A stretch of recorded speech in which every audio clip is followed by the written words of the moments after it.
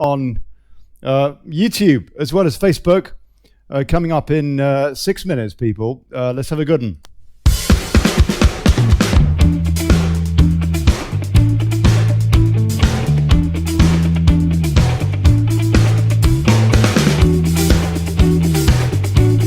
Do us a favor, people. Please share the show. Share the show.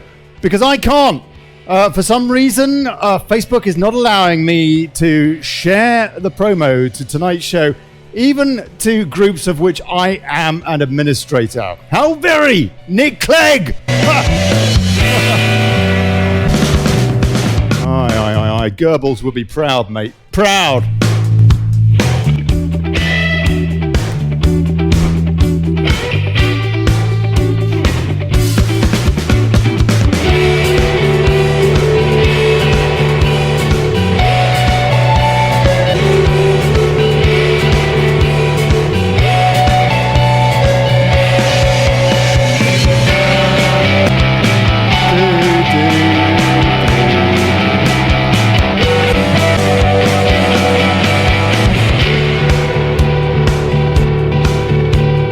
I'm bored of that. I'm bored of that track. Yeah. Copyright free, Nick bloody Clegg. Copyright free.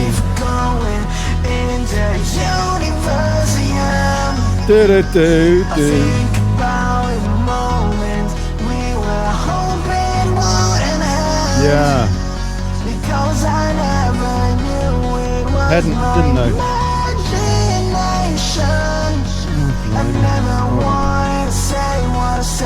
I just wanted an explanation. Yeah, I want an explanation. Didn't get it on PM today, did we? Oh no.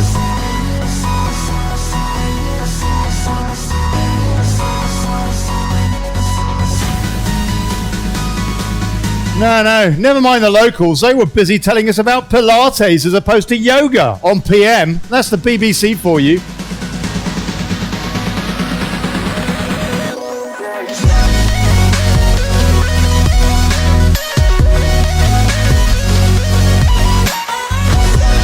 Don't pay for propaganda, people. Do not pay for propaganda. Cut the tongue from the head of the snake.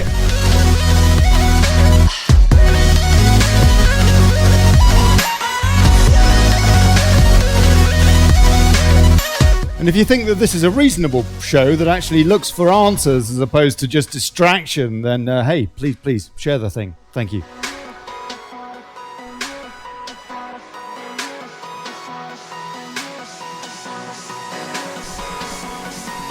When I close my eyes before going into Universium,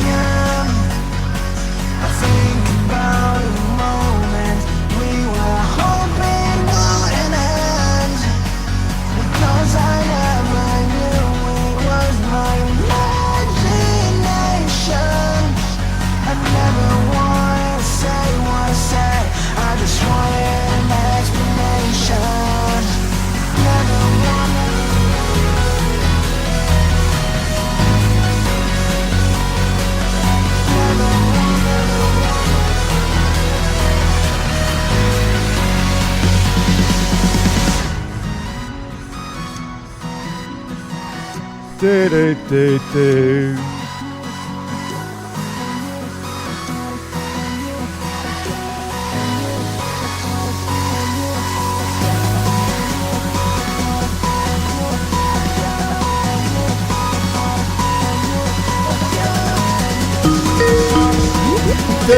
Do. Hello. Hey, Darrell. Good evening. How you doing? How are you? I'm good. Good. Couple of minutes, sir. Couple of minutes. Oh, doggy.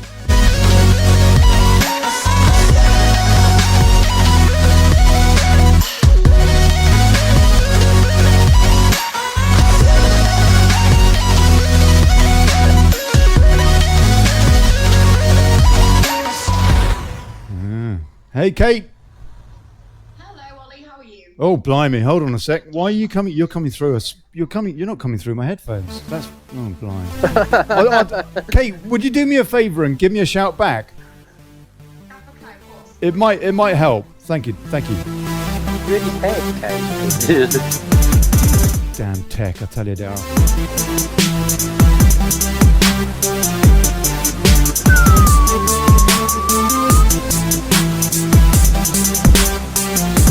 Hey, Kate. Kate. Hello. Oh no. You're coming out of the whatnot. Oh, blimey. This isn't going to work. Oh no. Now you're coming out for what? Oh, this is a joke. Hey, Kate, I don't suppose if I gave you my Skype number, could you call me on that? You can call it from any number, any phone or whatever. It's a UK national rate. Well, look, hold on a sec. I'll put it in the. I'll send it to you. I'll send you the number on Facebook now. Maybe if you give us a few minutes and then give us a shout, or call straight away. I'm running late, by the way, people. I'm running a minute late. I'll send you the thing on Messenger now. Thank you. Oh, blimey. I'll tell you, I want people to be heard, yeah? Yeah, no, cool.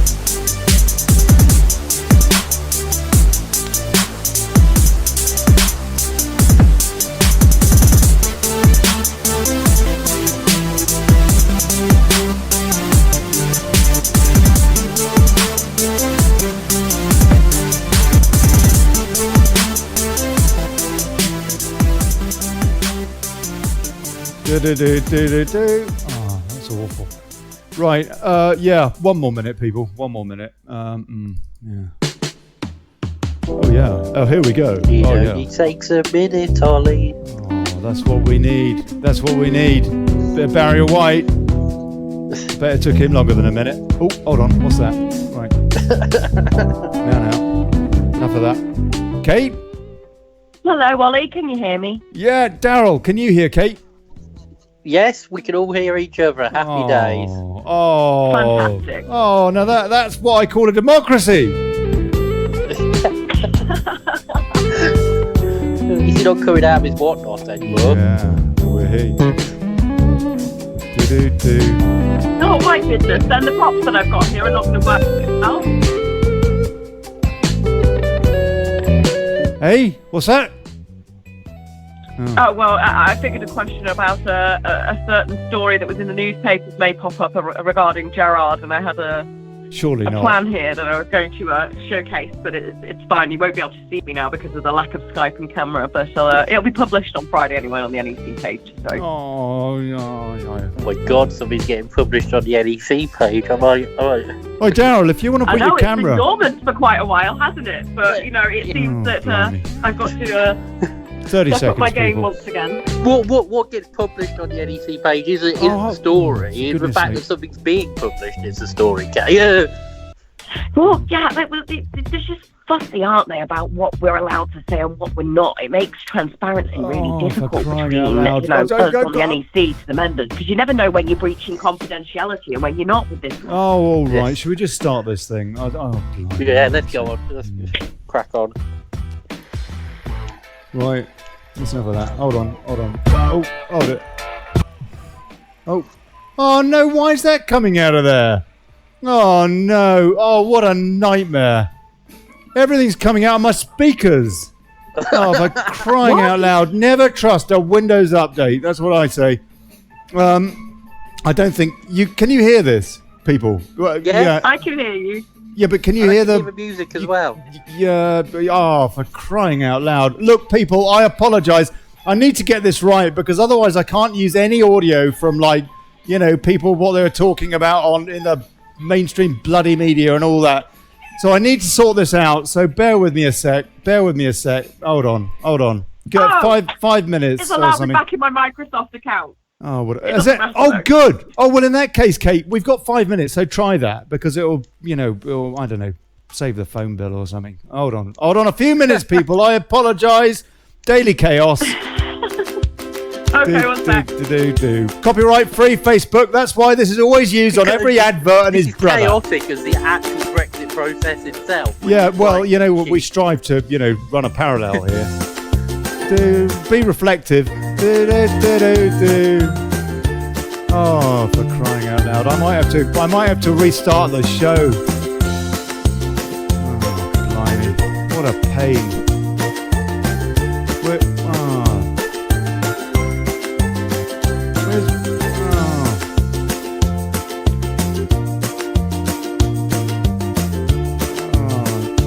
why is that doing that?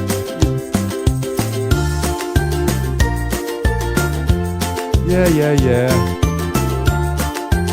Oh, that's why. Oh, that's why. Hold on. Oh, look at that. There you go. That worked. Set that as the default. Hold on. Reboot. Now, hold on. Is this going to work? Yeah, that's going to work. Okay. Right. Just a couple of minutes, people. Nearly there.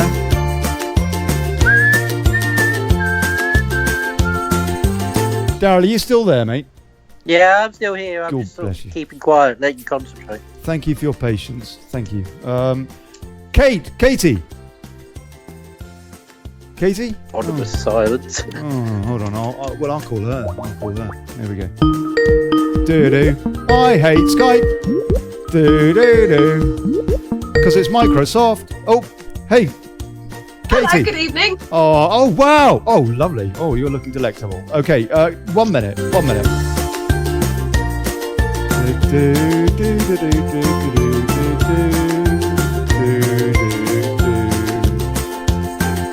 Right, that's enough of that. Awful track. Anyway.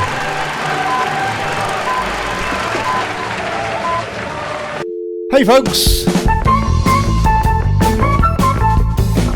Good evening, good people. Welcome to the Daily Betrayal.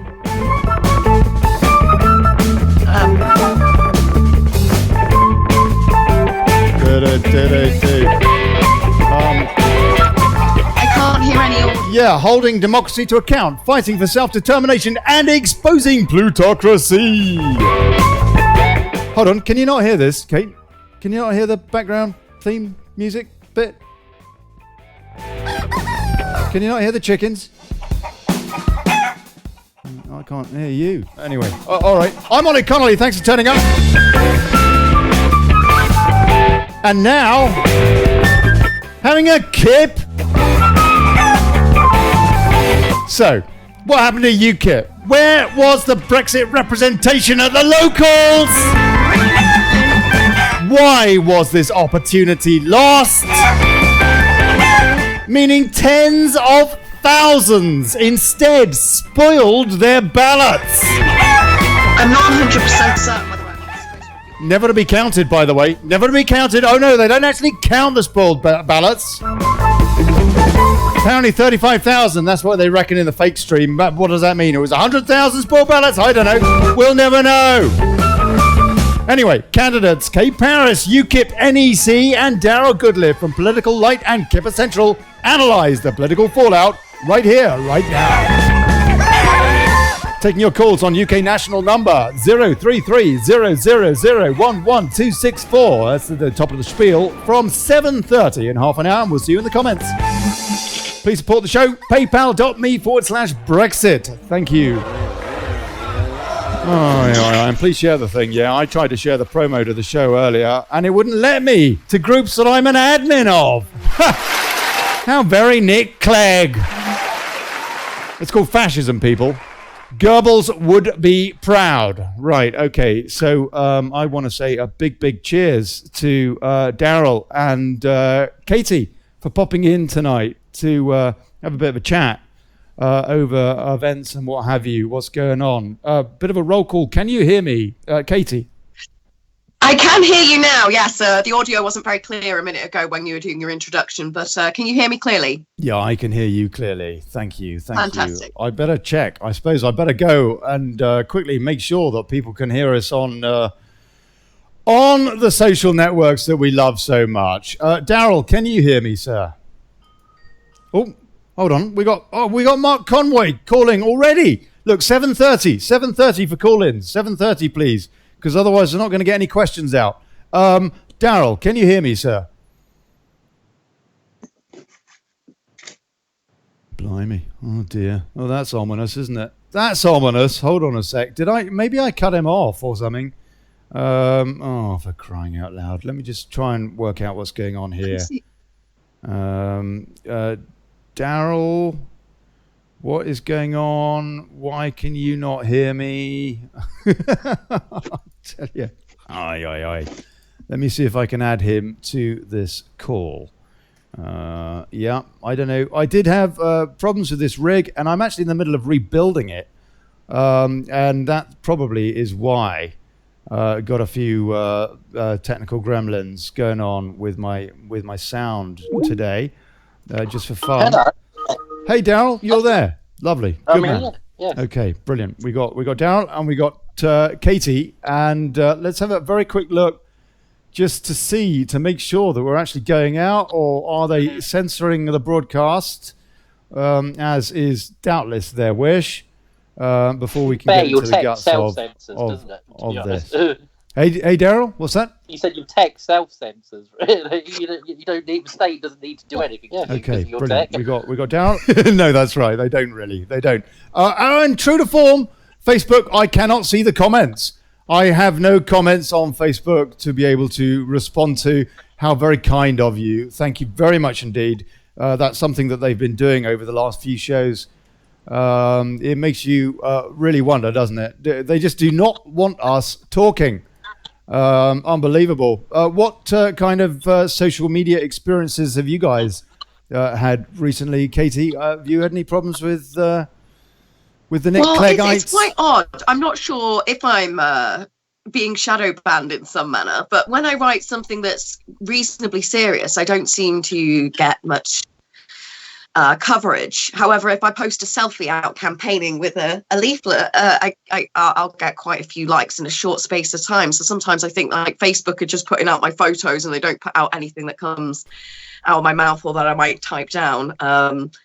But I see an awful lot less of my friends and their political posts these days. So I do think we're all quietly being shadow banned and kept in some sort of a echo chamber of sorts, so that we're only talking to each other and not really getting out there. I completely agree with you. Shadow ban, that is a very good way of putting it. Yeah, no, I think you're absolutely right. The problems that we're getting with Facebook are increasing, and with YouTube and all the rest of it. It's not just the likes of Milo and Robinson and what have you that are getting banned now. It's also people like Hollywood celebs who are actually in favor of Donald Trump. What's his name? That Woods bloke is the latest one to get a ban from Twitter. Woods, wasn't it? What's his name? I thought his name was James Woods. James Woods. That's right. James Woods. Yeah. He's the latest one to get banned just because they do not want people having a view that doesn't work for fascism, I suppose, to get banned. What can you say? Just right, because. Okay, so I've got, we are going out also on YouTube, and I can actually see your comments, which is awfully kind of Google. Proud Infidel says fascist book won't let me share the show. Shared the YouTube show on Telegram. He says, Sandy123, my son's interpretation of the Hawaii debacle is that our government cannot back Huawei phones, so they're annoyed. Indeed. Well, let's just trade. Let's just let the Chinese have complete do what they like with our telecoms. It completely makes sense, doesn't it? Okay, right. Okay, so let's get into the show and see what's going on. And I guess the top story today should have been the fallout off the back of the local elections. Not least of all the Conservative Party having lost over 1,300 seats. What was it, 1,326, something like that? Councillors. In other words, an absolute drubbing for the government, and it's pretty obvious. Why is it not? There isn't even any debate about it whatsoever. on BBC News. There was. In fairness, I think they had 7 minutes. And this morning, the first Today programme after the local elections, tally was known for sure. There was just no serious coverage whatsoever.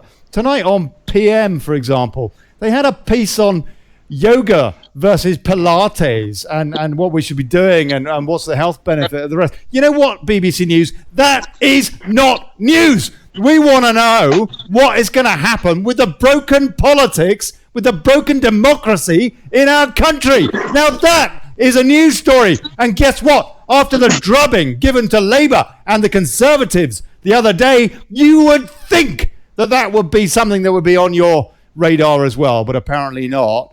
Another angle to this, Express, not their lead story, but it probably should be. Brexit shocked Theresa May in secret talks over second referendum. Well, they're not very secret, are they? They haven't been secret for months. Theresa May is conducting secret talks over a second Brexit referendum, which would give the British public a choice between a deal, no deal, and staying in the European Union. If they were secret, I kind of assume it wouldn't be being published. The Prime Minister has discussed the idea with ministers and aides ahead of the next round of Brexit meetings with Labour tomorrow. The Daily Telegraph reports Mrs. May is said to have worked on scenario planning. She should be working on retirement planning. Drawing up possible options if the government is forced to give MPs a vote on whether a so-called people's vote should be held. Government sources said a three-way referendum would only be an option if the talks with Jeremy Corbyn and his team broke down. Now, as we know, as was being breathed by the establishment through their BBC paracheeks and what have you, they are trying to sell us a two-way referendum where we have a choice between staying in the EU or staying in the EU via Theresa May's deal, which to me is not a binary choice. Well, it's I mean, it's a Hobson's choice. It's called Hobson's choice, which is no real choice at all. Absolutely.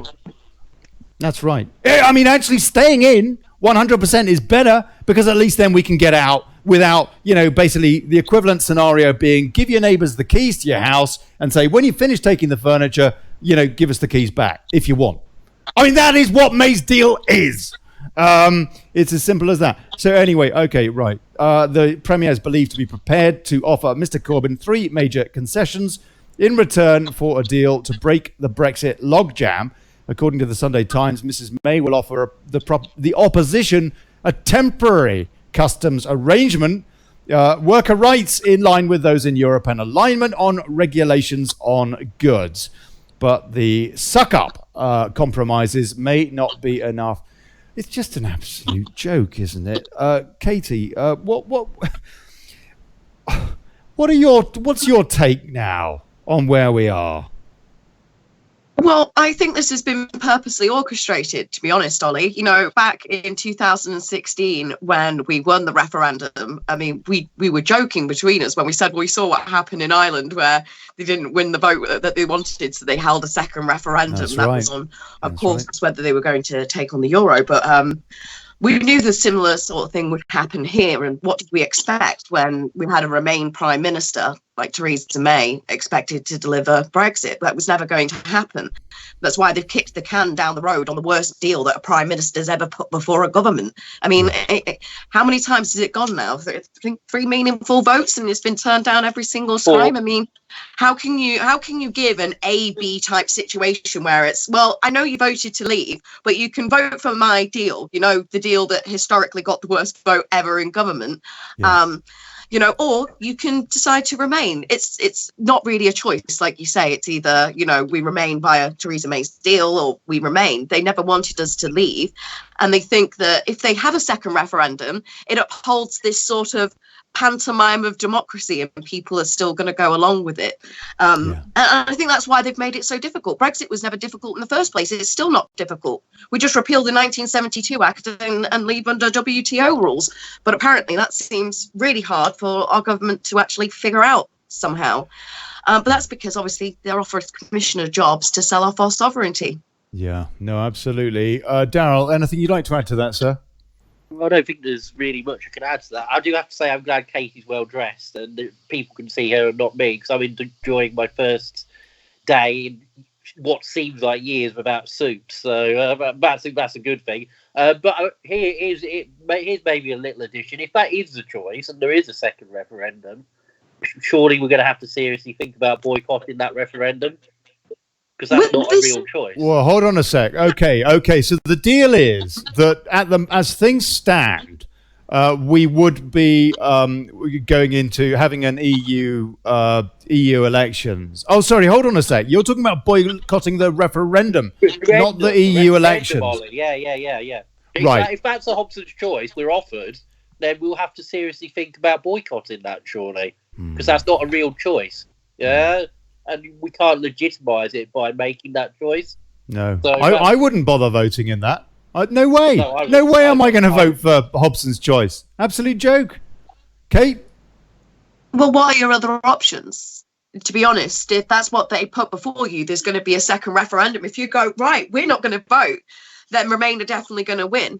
Or yeah, but they win either way. When it comes to this kind of point where, you know, the democratic rights and will of 17.5 million people, the highest turnout ever in Britain in a vote, is completely ignored, in fact, treated with contempt by our so-called representatives.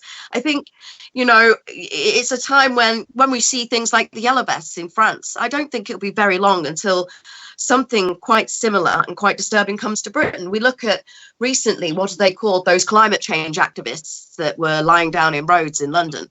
Didn't take very long for them to get an emergency meeting in Parliament regarding climate change. Now, does it? Now, that's right. How come it's but that's a distraction, isn't it? On the street asking for Brexit, but it's yet to happen. This climate thing. I mean, again, that was the top story today. It's a story that they roll out every couple of months, by the way. It's not a new story. The local elections was historic. That was the top story today. A new story, a new angle and all the rest of it. Whereas this climate extinction thing and, Attenborough getting on the case and Emma Thompson flies in a jet to attend a rally and all that nonsense, the hypocrisy of it, it surely is an absolute distraction. Personally, I cannot take it seriously until, one, they talk about using hemp, which is an incredible miracle product they don't want to use because there would be too much loss of profit is the reason. And the other reason I can't take them seriously is because they're not talking about packaging. If they can't even sort out, so that when we recycle, we can separate the plastics from the paper without having them in a combined package. I mean, what kind of morons are they? Sort out packaging and the basics like that. Stop putting more unnecessary plastic into the seas and maybe use hemp for packaging, for example, to have a proper biodegradable whatnot. And then, guess what? We can take you seriously, as opposed to thinking you're just leading us down the river. It just seems to me, Darrell, that it is an absolute distraction. It is a distraction. What I call a distraction bomb, actually, Ollie. That's what I like to call a distraction bomb. But, I mean, if you look at the local elections, then it wasn't a good story for Brexit because the two most hardline Remain parties were absolutely the biggest gainers, apart from the independents. So the local elections wasn't a good story, apart from a number of spoiled ballots. And yes, the UKIP successes in the north, where working class Brexiteers did go for UKIP. And that's why I said to you earlier, I'm glad you had Katie on, because she'll be able to tell you a positive story. And I think it is very much a tale of UKIP's story from the local elections is very much a tale of two cities. What happens in my area, which is very small C conservative, and what happened in Katie's area, where things were more positive, I think.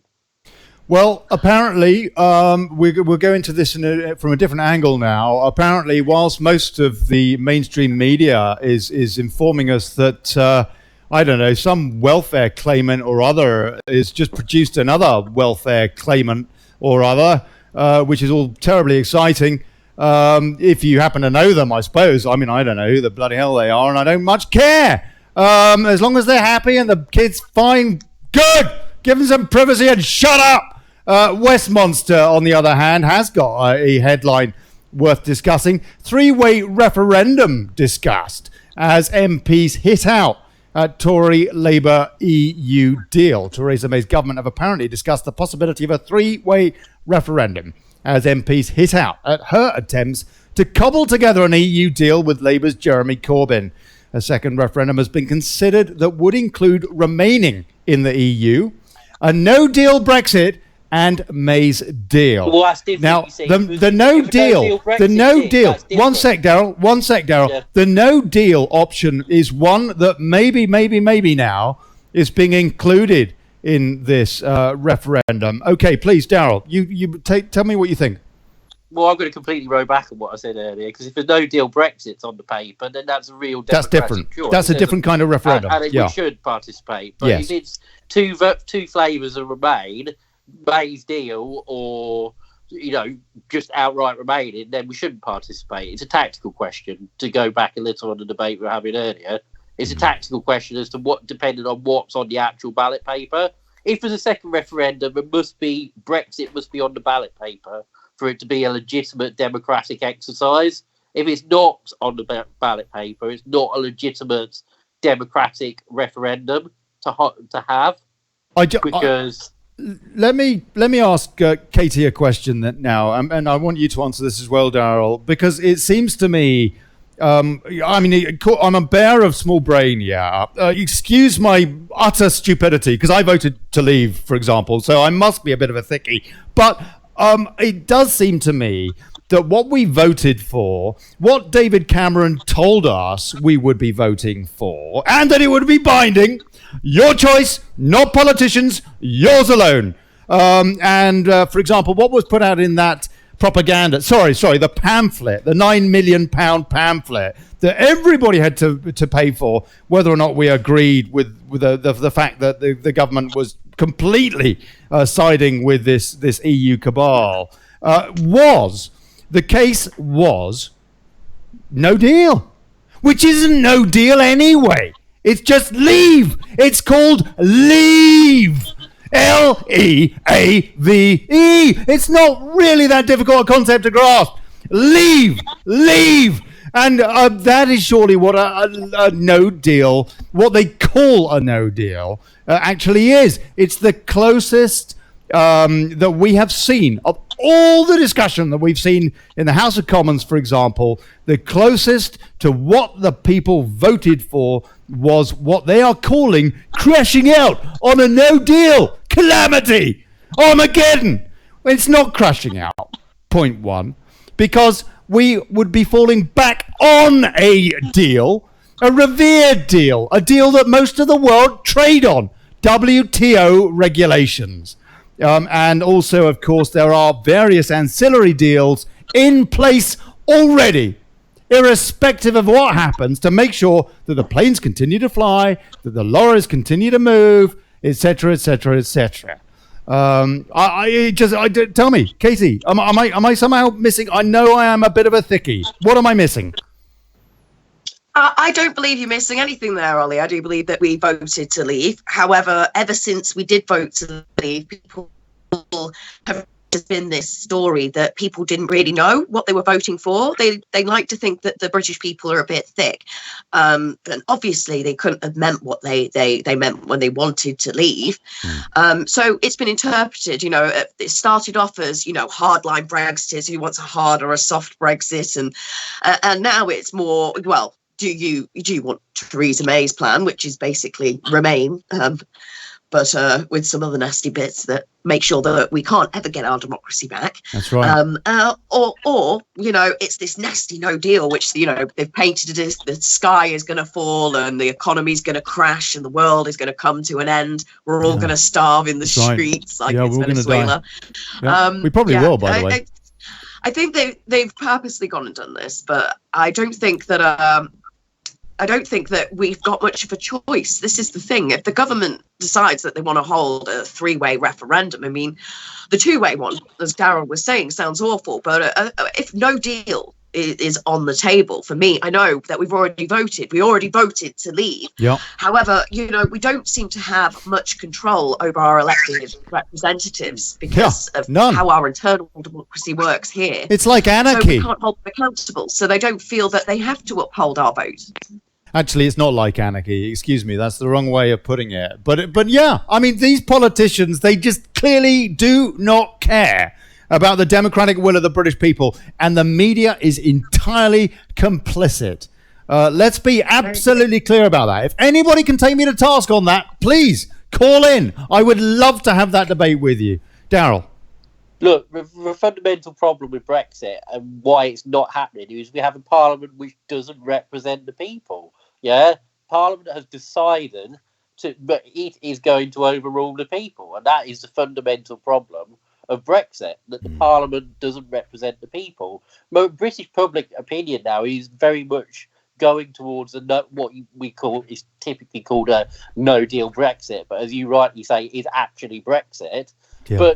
But Parliament has been dead against that from the start, voting in vast numbers against it, which shows that the problem is Parliament doesn't represent the people. The British people may well have to step in again and impose their will on the politicians. Now, this is exactly the debate I expected to hear on PM this afternoon, yeah? On the nation's broadcaster, one of their flagship programs. This is the debate I expected to hear. Instead of which, they tell us about, I don't know, some sprog, coming into the world and telling us how guilty we must all feel and what have you. But yes, Darrell, absolutely. Large numbers of Conservative MPs are against May striking a deal with Corbyn. Former Tory leader Ian Duncan Smith has said, even if a deal is agreed, I'm not sure it could get through Parliament because a huge number of Conservatives will vote against a stitch-up customs deal with Labour. The point is, they're trying, Theresa May, a foreign agent, evidently, is trying to railroad democracy into the sidings and to instead impose a tyrannical deal. And that is the news. The people spoke last Thursday throughout Britain. They didn't have much representation from Brexiteering parties, and so they cast aside Labour and the Conservatives, and they even voted for the Liberal Democrats just to make a point. And I've heard people say that. I've seen them write that.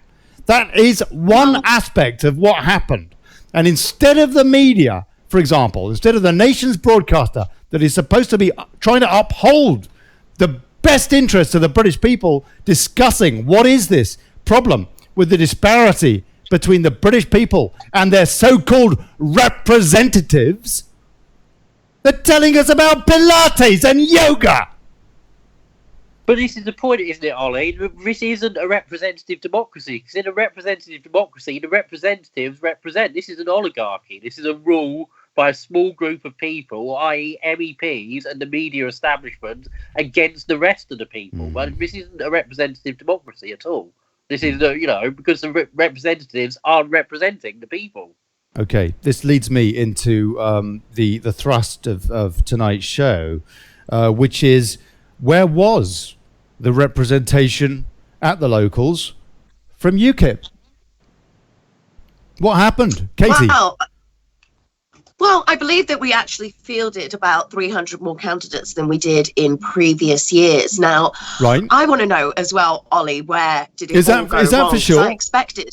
Is that for sure? With all of the fallout with the Brexit vote not being upheld, and people, I assumed, would be quite angry about the fact that their democracy was being subverted, might have voted for UKIP, as a protest vote, or they had done previously. Yeah. But like you say, I think that people like the Liberal Democrats, they've been rather quiet. They kind of fell apart a little bit, didn't they? And disappeared. Their membership sort of dwindled. And I think they've come back with force in this elections. And I think one of the reasons is that people are that sick of Labour and Conservatives. I mean, the defeat that the Conservatives faced was huge. That's probably one of the reasons why there's been a massive media blackout. I mean, we ourselves faced some losses, but we did actually face some fantastic gains elections as well in places like Sunderland, I believe Salford, and Weir and Derby, I believe, has taken the council. But in other places, we didn't do as well as what we'd hoped. But you've got to remember that the times have been turbulent for UKIP over the last couple of years. So branch structures and regional structures have been changing over and being renewed, merged and put together. And we've had over 10,000 new members to the party over the last 12 months. A lot of these new members have stood as candidates this year. So it's the first time they've ever stood. They've not been out there canvassing and getting themselves out in the local community. They don't have that tenure of being a long-term candidate or even having the campaign experience. So I think that's why UKIP suffered a little bit of loss this time. But I'm looking at it positively because, you know, we did field many more candidates and we have got many more members. I think it's shocking, really, what happened to Labour and Conservatives in some area, the losses that they faced. But, you know, nobody seems to be talking about that. The only people that seem to be really winning at these local elections are people like the Liberal Democrats and protest parties. It seems that, you know, there's rather low and people spoil their ballots. I think that one of the things that they've done with Brexit is, you know, they've made people so frustrated about hearing about it that a lot of people, they're just like, right, listen, I don't care anymore what happens. I just want you to shut up about politics and Brexit. I've had enough. I don't care anymore. How much do you think that's the case? How much do you think that is the case? Among the public, and I think, you know, it's a fantastic way to get people not to vote. But do you think it's working? Do you think it's working? The apathy card, the apathy strategy. Apathy is working. Yes. Okay, I want to just point something out quickly. I just want to point something out quickly. For example, on any questions off the back, any answers off the back of any questions on Saturday or whatever it was on Radio 4, which I listened to. I listen to these things because I like to keep an eye on what the enemy are spinning, and they had a lady that called in, and she said that she voted for Lib Dems for the local, but she's a Brexiteer. She said, I will be voting for the Brexit party in a general election, or maybe for UKIP, but she voted Lib Dem at the locals, and the reason she voted for them at the locals was because locally they are quite good at getting the bins collected. They're pretty useless at rounding up democracy, but they're quite good at sorting out the bins, apparently, according to that lady. And so she said, I vote for them locally, but nationally I will be voting for a Brexit party. So people are a little bit more sophisticated in their voting arrangements, perhaps than perhaps the media would wish to give them credit for. No, Darrell? Yeah, no, I think that's actually true. And one thing we haven't really touched upon is the large number of independents which got elected, which was a plague on all your houses, basically. You know, so there was that. But I think everything Katie says is completely true. But the issue I found in my area was with the Tory Brexiteers, who were either reluctant to vote for UKIP. Some did, but they were telling people, and it wasn't just me, this came across in other wards in this city as well, I had reports of this, who said they voted UKIP, and I quote, with gritted teeth, to protest over Brexit. So I think there was a specific issue with that group of Brexiteers. A lot of them did spoil their ballot paper and are waiting for Nigel. Let's be completely honest. The polls for the Euro election show that. So we have to look going forward how we rebuild that coalition, because it wasn't just the urban working class or the Tory shires that won Brexit, but a social coalition of the Tory shires, the urban middle class and the urban working class.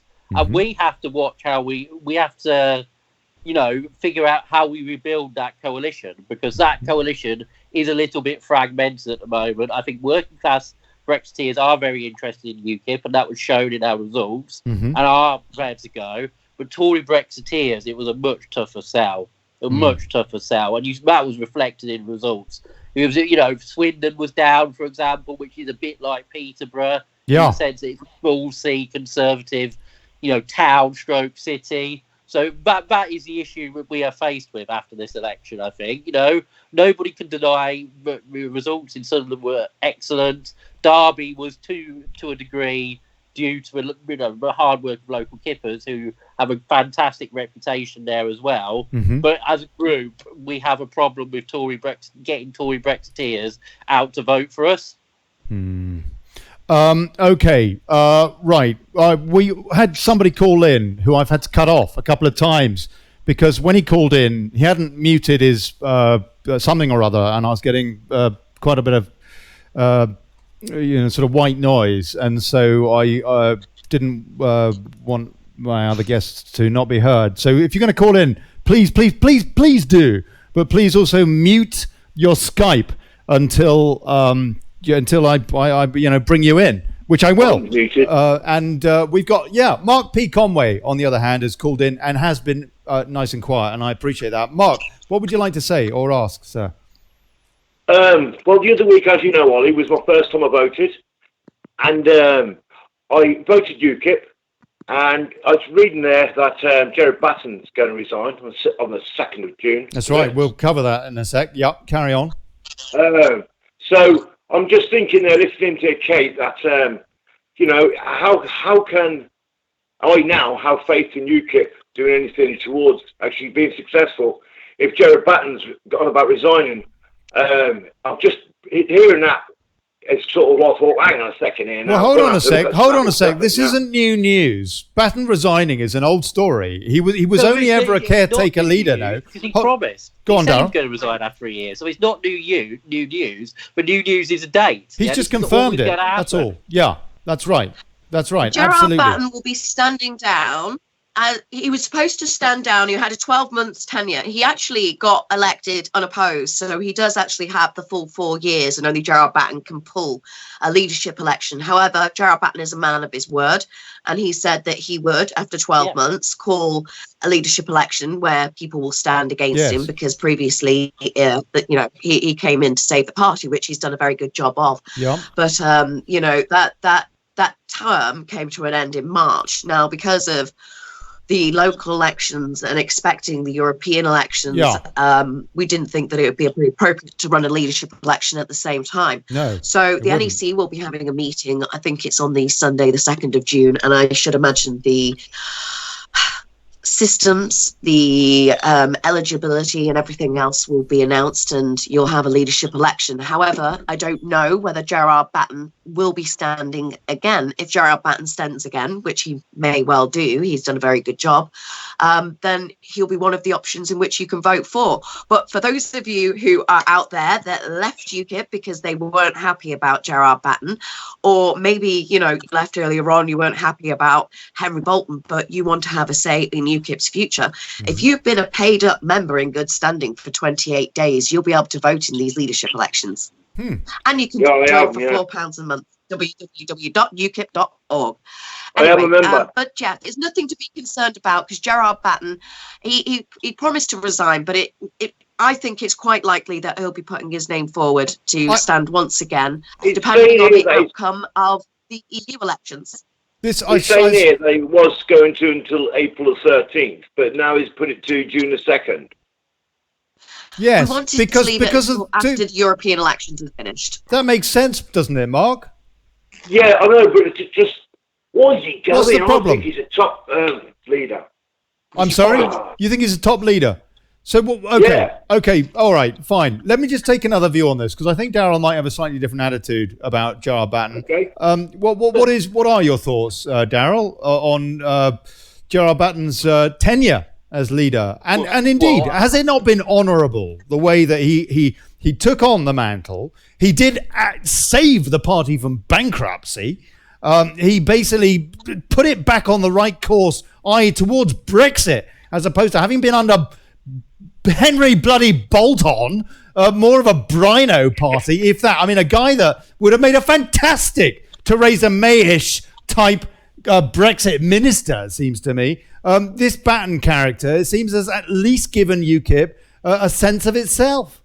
Darrell. Yes, I think nobody can take that away from him, in the same sense that nobody can take the Brexit referendum away from Nigel Farage. Yeah. In that sense. Yeah. Much we disagree with some of the things that Nigel does. So I mean, I think Nobody is arguing about that. I mean, he's standing down because he's honoured his promise, which I respect, and is the right thing to do. I would hope everybody would agree that is the right thing to do. And we do need a leadership, an election, a proper election, so people can have a say and democracy can be served and people can vent. Because we've had a time where there's not been that, and frankly, bad rubbish gets stored up when there's no democratic process to actually vent it. So I think it's a good thing that we're going to have a leadership election. I think it's needed and necessary. I think there is that problem that we've talked about, what I talked about previously with the brand and how it's perceived by Tory Brexiteers. And that was a failing in the local elections. And we can't hide from this. Despite the successes in the regions that Katie's rightly talked about, we can't hide behind the fact that we only have one piece of the puzzle at the moment. We have probably the urban working class who are looking towards us, but the other two groups look like they're flocking towards the Brexit Party. Now, that's a problem that we need to discuss, and it's a problem for Brexit, because that coalition is what won Brexit in the first place, and that coalition is what will make Brexit happen, as the slogan is. So, in those terms, I think that's an issue we need to address. I'm not confident that Gerard's the right person to address that issue with the Tory Brexiteers. And, we need to have a serious conversation about that. But that's why we need to have an election. We can have that conversation. We can all vent. We can all express our point of view. And then we can come to a collective decision, which is why democracy is necessary, I think. And it is the right time to have this. But we need to look at how we're going to address that issue, because that came up from a low, and it's going to come up again at the Euro elections. All the polls show that we have an issue here with being an electoral party which can't attract a section of what was our core vote, and that's Tory Brexiteers. Okay, let's take a few comments and then we'll analyse a bit further and look forward for UKIP and what have you as well. UKIP fielded 1,400 candidates, says David Baggett. I would take your comments from Facebook as well, by the way, but I can't. They won't let me. Helen Smith, Gerard Batten has stood down because Nigel's party was stronger. I like Gerard Batten. That's Helen Lasky-Smith. Well, actually, you say that, Helen, but he announced that he would only be in the role as a caretaker leader. And so I don't know that that's entirely fair. Amanda Rolfson says an awful lot of places did not have candidates for their areas. Also, I never received my postal vote either. Angry. The Sunderland team are fantastic, says David Baggett. George Colley, I would have voted UKIP, but no candidate. Helen Smith, we need a whole new political system. Greg DeBakers says, I now hope Tommy wins a seat, which he may well do as an MEP. Gerard Collins also says UKIP had 4 candidates in my constituency, all 4 elected. I have to say, Katie, it does concern me. I know you say that UKIP fielded more candidates than previously, but I've heard so many stories from people saying my choices on the ballot were Tory, another Tory, Labour, another Labour, couple of Lib Dems, and if they were lucky, an independent. Yeah, I mean, I personally spoiled my ballot because I stood in a ward where the boundaries have changed. So I sit right on where the boundary is. But I feel much more connected to the community that I stood in this time than I stood in last time. Last time I stood in Longsight, and I haven't lived in that area for quite some time. I'm one ward over, or used to be, but I had nobody to vote for. Now, like I said previously, UKIP has been through some difficult years, where you've had an awful lot of organisational change and reform, an awful lot of branches that have either been merging or chopping or changing. There have been a few resignations, and a lot of branches are brand new. I think we did a good job because we did field more candidates than we did in previous years, and we did improve slightly on our vote share. But So it's one of those things that actually, you can't sit there and complain that you had nobody to vote for when you're not willing to stand yourself. If you want change, and you can't expect somebody out there to go and do it for you.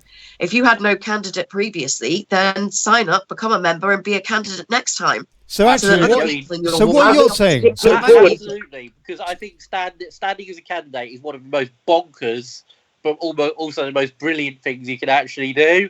And that's, I absolutely endorse what Katie says there. If you're not willing to go out and do it yourself, it's a wonderful thing to do. It's good because I'm a journalist, as people know, and I sit in my room with my laptop and I'm tapping away, and it's good to go out there and meet, the electorate and have to deal with people outside the political bubble. In that sense, it's a great thing to actually do. So hold on. Whoa, one sec, Mr. Conway, but just for a sec, please. So what you're saying, Katie, is that actually, I'm reading between the lines here. Correct me if I'm wrong. UKIP is essentially still recovering from the post-Farage nightmare and one crisis after another that the party faced, and that it still has not fully recovered. Of course. I mean, if you have areas, during the Henry Bolton phase, we were losing up to 1,000 members a month. So you can imagine there were entire branches that were being lost. And then you've got new people that are getting in contact with the party. They don't know how to set up a political party's local branch. They need a bit of assistance. You need at least a treasurer and a chairman. So these people have to be found, and then you have to network and create these. And then they have to go out and find willing candidates. It's a lot of groundwork for people that might not have had that much experience. And then you've also got to remember that it can take some time. I think Darrell Batten's done an amazing job, like I said, over the last 12 months, but not everybody's agreed with the decisions and where Gerard's taken the party. So we've had quite a few people leave from that. So of course that's going to cause some organizational distress, let's say, and a bit less preparedness than what we would have hoped. I would think that in the next couple of years, UKIP will survive and carry on going. Okay, we're going to go. We're going to go there. We're going to go there. To how we saw a drop with the Lib Dems, and then they came back again. Yes, yeah. I mean, my concern is all parties, all successful parties, are coalitions of support. Yeah, they are coalitions of different social strata of support, and with the danger if UKIP becomes too monochromatic and too about just one section, but it will lose its electoral appeal and won't be able to electorally succeed. Is it monochromatic, or is it just that the media only wants to talk about Tommy Robinson, even though he's not a member? He's not even a member, for crying out loud. He's running as an independent MEP, not as a UKIP MEP. Is it monochromatic? Well, I think people are getting quite confused. I saw a live feed today with Tommy Robinson in Blackpool, and there was members of UKIP there. One of them, a recently elected councillor with a rosette on stage with Tommy, and I think some people have got a little bit confused. UKIP first got involved, obviously, when Darrell Batten supported the campaign to free Tommy Robinson when he was being politically persecuted and kept in prison and basically tortured. Now, we're big believers of equality under the law. That's one of the foundations of what UKIP believed in. So, of course, we were going to support that. However, I think that the affiliation between UKIP and Tommy Robinson sometimes goes a little bit too far. When the media is speaking about us, they're always putting us in the same sentence, when even Tommy today mentioned UKIP multiple times, and sometimes I think if his followers are voting for UKIP in other areas, that's fantastic. But I think people shouldn't be confused. He's not a member. He is standing independently as opposition against UKIP candidates. Yeah. We have our Northwest candidates here, and really by our rules, you shouldn't be out campaigning on behalf of the opposition against a UKIP candidate if you are a UKIP member, guys. So please do remember that. It's in the party rule book. I'm going to go after you for it, but it is one of those lines that's become very confused between people. And under the reign of Gerard Batten, I think that because of this prohibited groups. There is another rule that prohibits people from the prescribed groups being able to speak at UKIP events and meetings. You know, these seem to have been flouted quite a lot of the time. So now the members are very confused as to what the rules exactly are. And the media are having a heyday with that, of course, because now they seem to think that, you know, they can use Tommy and UKIP within the same breath as if we're the same organisation. Now, I don't have a problem with him joining as long as it's through a democratic ballot of the entire membership and if that's what they want. However, at this point in time, my duty is to uphold the Constitution and the rule book. So as it stands, Tommy Robinson is nothing to do with UKIP. He's a special advisor to our leader, Gerard Batten, and that's about the closest affiliation that you've got. And that is just purely on the Asian grooming gangs, which I don't think anybody, Muslim grooming gangs. Gosh, the media's even getting Pakistani.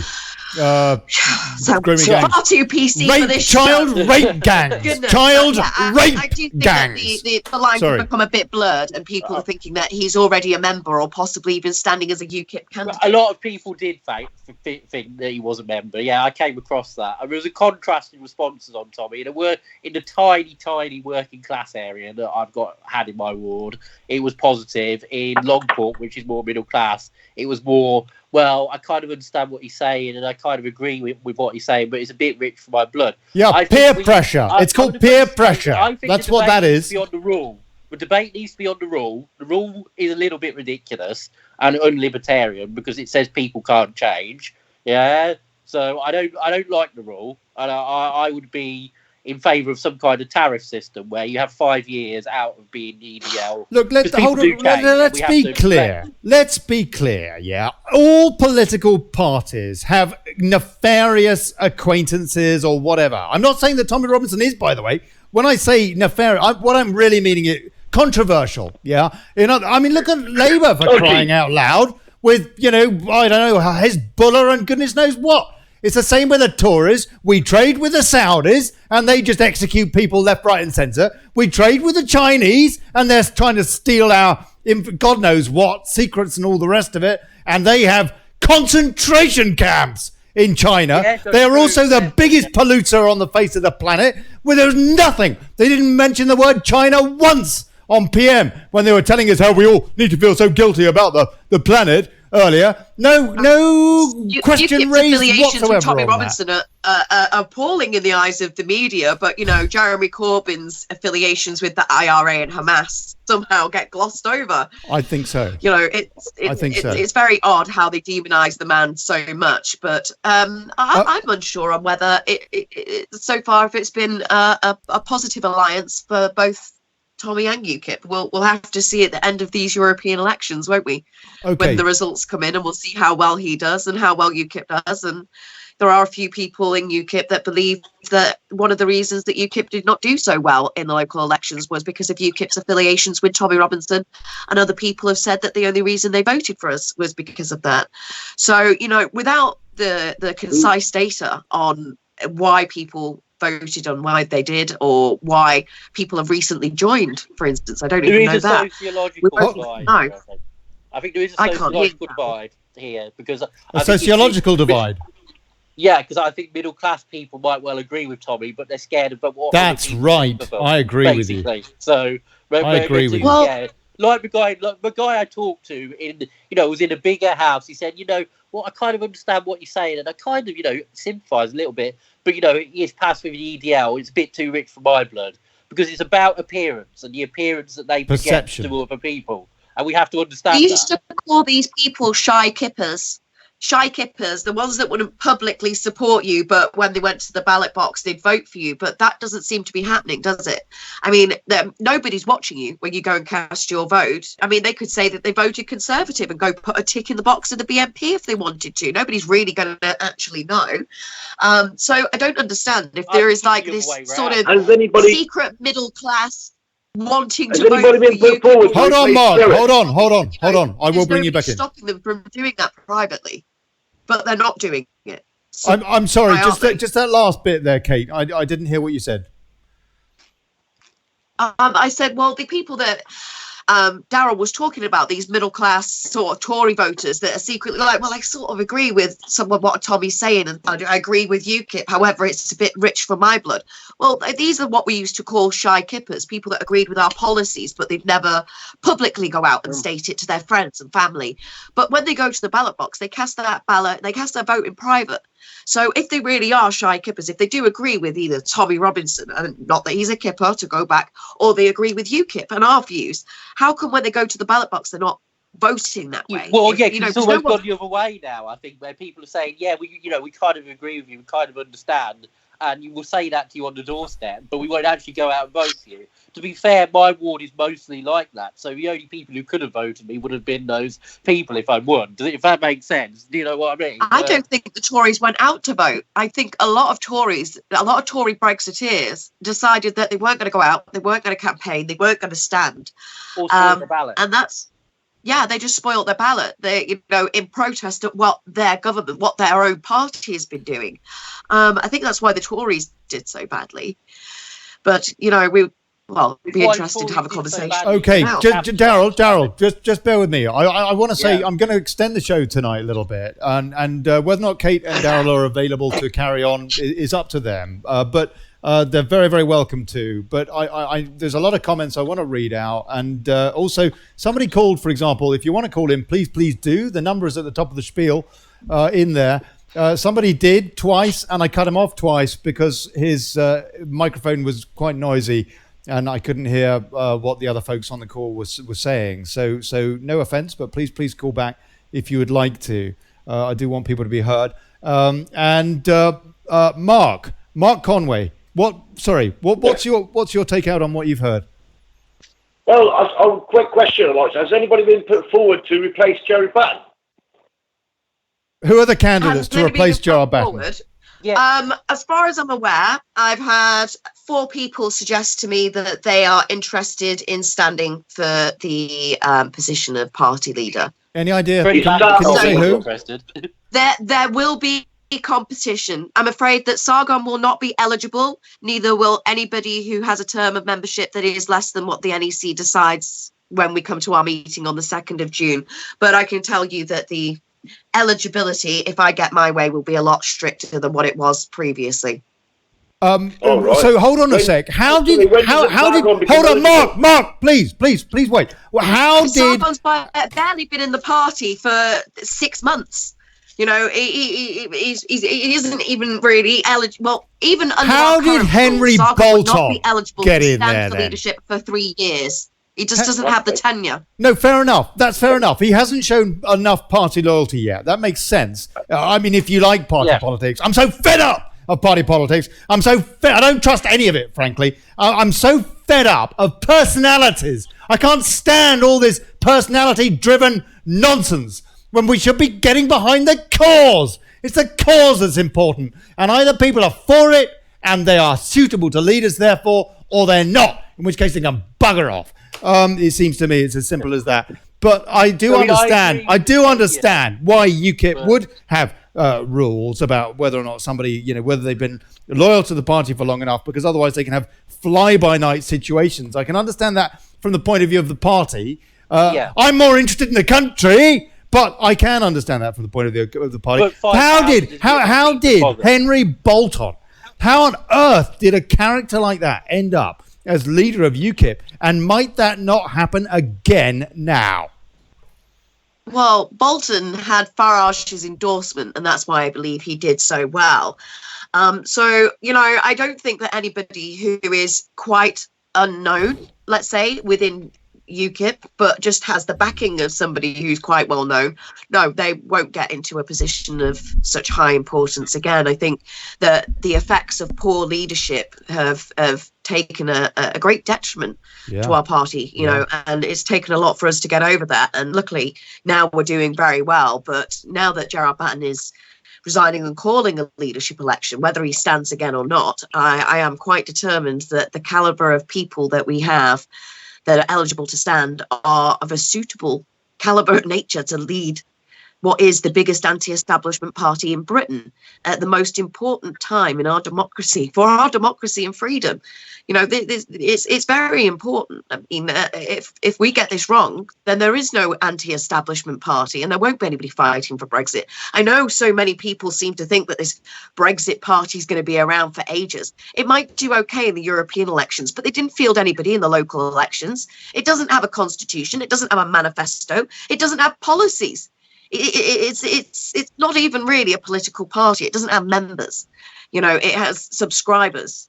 You know, it's basically a one-issue political movement. It's got about 85. Yeah, not going to be around for long. I read that there were about 85,000 people that signed up. Post-Batten or moving forward with Batten. That but sounds either like way, a lot of support, it's the NEC's duty to ensure that we end up with somebody that we know can do the job. Okay. I mean, Katie's right about the nature of a Brexit party. While we're still in the EU, it might do very well because it is a single issue movement, as a protest, Yes. But as you know, going forward, UKIP does have to look at how we bring those people.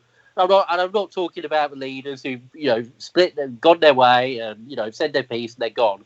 But the rank and file, how we bring those people, that sociological coalition, how we rebuild that is now a core problem for Brexit, I think, because that sociological coalition is split, and meanwhile, Remain is running riot, and that's what we're talking about, Ollie, in terms of the cause. How we fuse that back together, that coalition, into an electoral force which can rough up the establishment again, and that's the issue I've been raising with UKIP.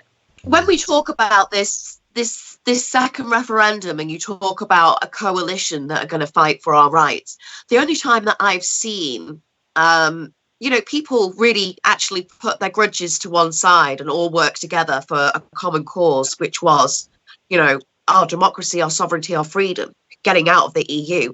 The only time I saw that was during the referendum. So maybe I don't know whether it would take a second referendum and for these key figures, these personalities that you talk about, Ollie, to then realise that their own personal progression or their own personal, let's say, grievances against each other and who wants to be the leader and who wants to have the biggest ego, really, it isn't that important. They're going to be long dead and generations are going to be suffering for the decisions we've made for... Well, what you say about the Brexit party is right. Is it not incorrect strategically, but all UKIP seems to do is pump out anti-Brexit party propaganda? We should be focusing on EULibLabCon and being the best opposition to them. That is not the right way to... Who's been pumping out lots of anti-Brexit party stuff? The press release today was attacking Claire Fox. This is not the right way to proceed. We're not seen in the right light by the movement. Why attack Claire Fox when she is a Brexiteer? The rule from the NEC, the rule from the NEC has been that we're not really to talk about the Brexit party. We're not even to mention them. We're not really even supposed to give them any kind of coverage or any of that idea. But UKIP is. Are you suggesting, Katie, then that the media is fanning the flames of divide rule here? The things are being... I really do feel that it's a divide and rule thing. I mean, people don't seem to get that all of these breakaway parties, all they do is split the vote. And eventually, when there is a second referendum, I don't want there to be one. But if there is so much animosity that people cannot work together, then we are going to basically sign away all of our freedom and sovereignty over to the EU. Divide rule. It's game over. Beware of divide rule. Mark P. Conway. Well, you got to pay attention, mate. You got to pay attention.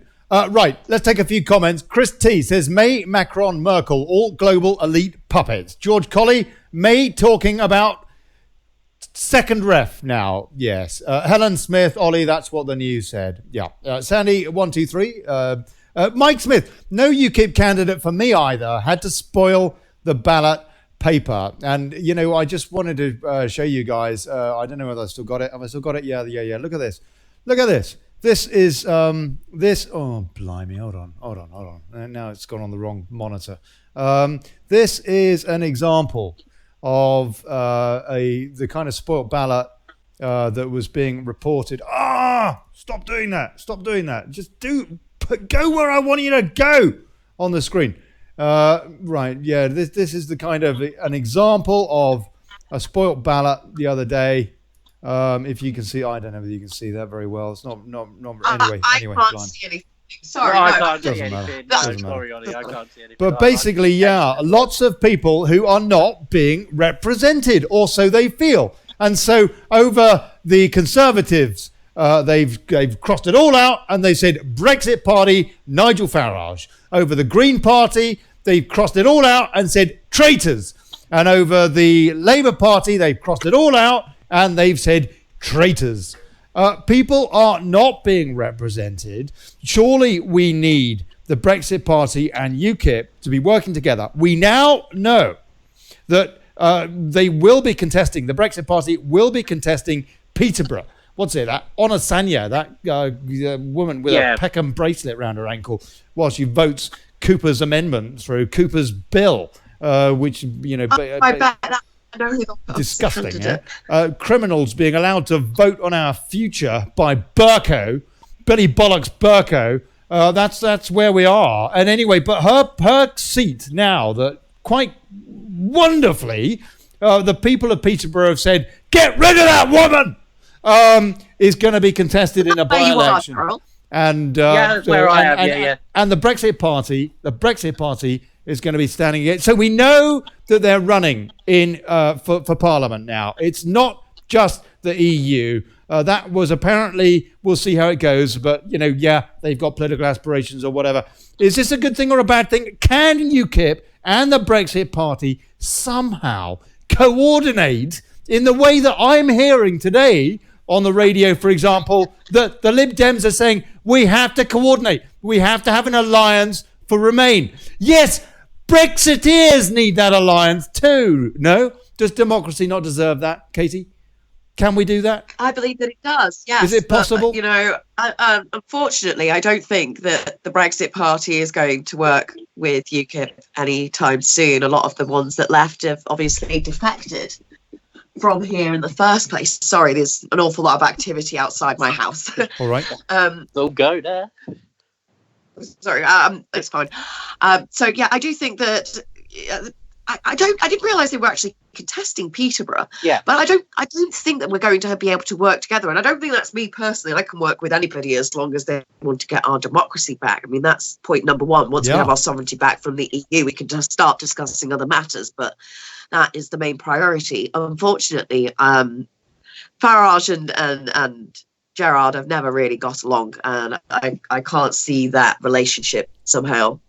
I don't give a damn about what you think about Gerard Batten, Nigel Farage, and I don't give a damn what you think about Nigel Farage, Gerard Batten. I just want my sovereignty back.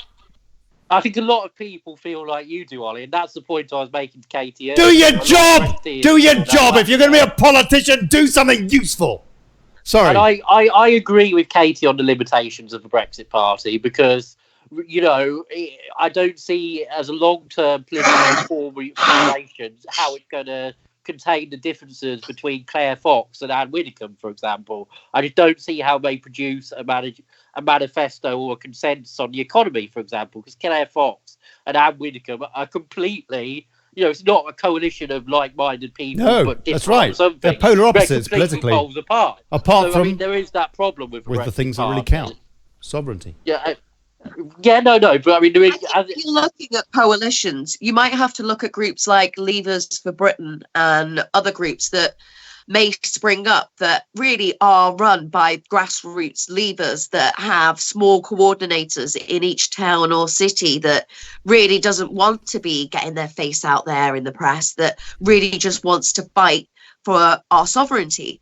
And I think that people may have to look beyond party politics. Yes. You know, when it comes to elections, of course, they need us to represent them. But when you're looking for one collective force that can all work together, I think, you know, looking at a coalition of parties working together, it'd be quite difficult because, like we say, the personalities at the top of those parties make it difficult for that to happen. But the people on the grassroots, the people on the ground, the people that actually matter, they don't care. They'll just... They're happy to work with whoever as long as we get our democracy and sovereignty back. So we might have to look beyond party politics to things like Leavers of Britain to organise these things. But also, I mean, I think Well, you saw a degree of that in the local election with the independents again, where people, independents made massive gains, and maybe people will start to think that way. But when it comes to party politics, people will vote for the most effective party to get what they want. Yeah, and if that's Brexit, then we have to deal, Katie, with the fact that people are starting to look at the Brexit party and say the most effective way to get what I want is to vote at the moment for the Brexit party. We have to deal with that as a party. UKIP do, yeah? And we won't do that by attacking the Brexit party. If there was that by being the strongest force against Remain. If there was a general election today, I humbly submit, and the Brexit party and UKIP both ran without coordination. I humbly submit that UKIP would be trashed by the Brexit party if the polls are to be believed, remotely believed, actually. We'll see on the 23rd of May, won't we? Well, we if the will. Polls are to be believed, then yes, the Brexit party is going to do very well in the EU elections, and surely that would give us some foresight into how they may do politically in other elections, like Peterborough, for say. But a lot of people don't even seem aware that Nigel Farage has even left UKIP and that he's part of the Brexit party. I think they are now. That's another thing. But Nigel seems to have turned into the mainstream media's blue-eyed boy all of a sudden, which I find rather suspicious. They've got a different whipping boy now. Especially with some of his talk about second referendums. Seems a bit too supportive of that for my liking. Yes, I agree. I don't think that anytime soon that they're all going to just work. Yeah. Do you think Nigel Farage is controlled opposition, Katie? I don't know. I mean, I think he had very genuine concerns, and I think at the point when he left, I think that he really was quite disgruntled with the way, the direction that the party was going in. He was very opposed to that. As his man got in. So, Henry Bolton got in. That this Brexit party is, he just feels that the job hasn't got done. But if he didn't feel that the job was done, why did he stand down as leader in 2016? Why did he stand aside and decide to go take up a job as a media personality instead of continuing his work to get us out of the European Union? That's what he promised to do. But he gave that up. And now we have this new party. But yeah, it is a serious consideration. It is something UKIP has to think about. I mean, because they are polling way ahead of us. And I think in these EU elections, I've got a feeling that, yes, they may do better than what we do in the European elections. We won't know until it happens. But it does seem rather odd that all of a sudden he's become the media's blue-eyed boy. And the more he talks about UKIP being far right and its affiliations with Tommy Robinson, the more they want to print about him. The affiliations for somebody who is not a member of the party.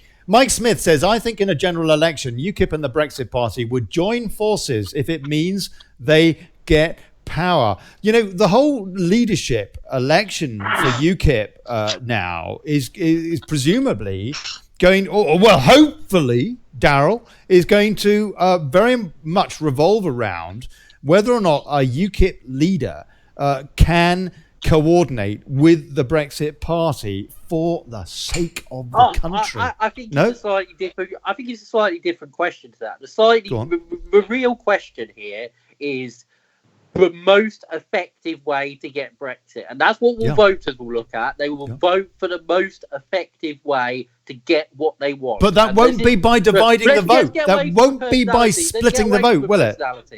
Let's get away from the personalities, yeah. Yeah, but But we surely UKIP needs a leader, and the Brexit party needs a leader that will coordinate together, as opposed to being divided, ruled with a split vote, letting in the usual suspects, EULibLabCon, into the next parliament.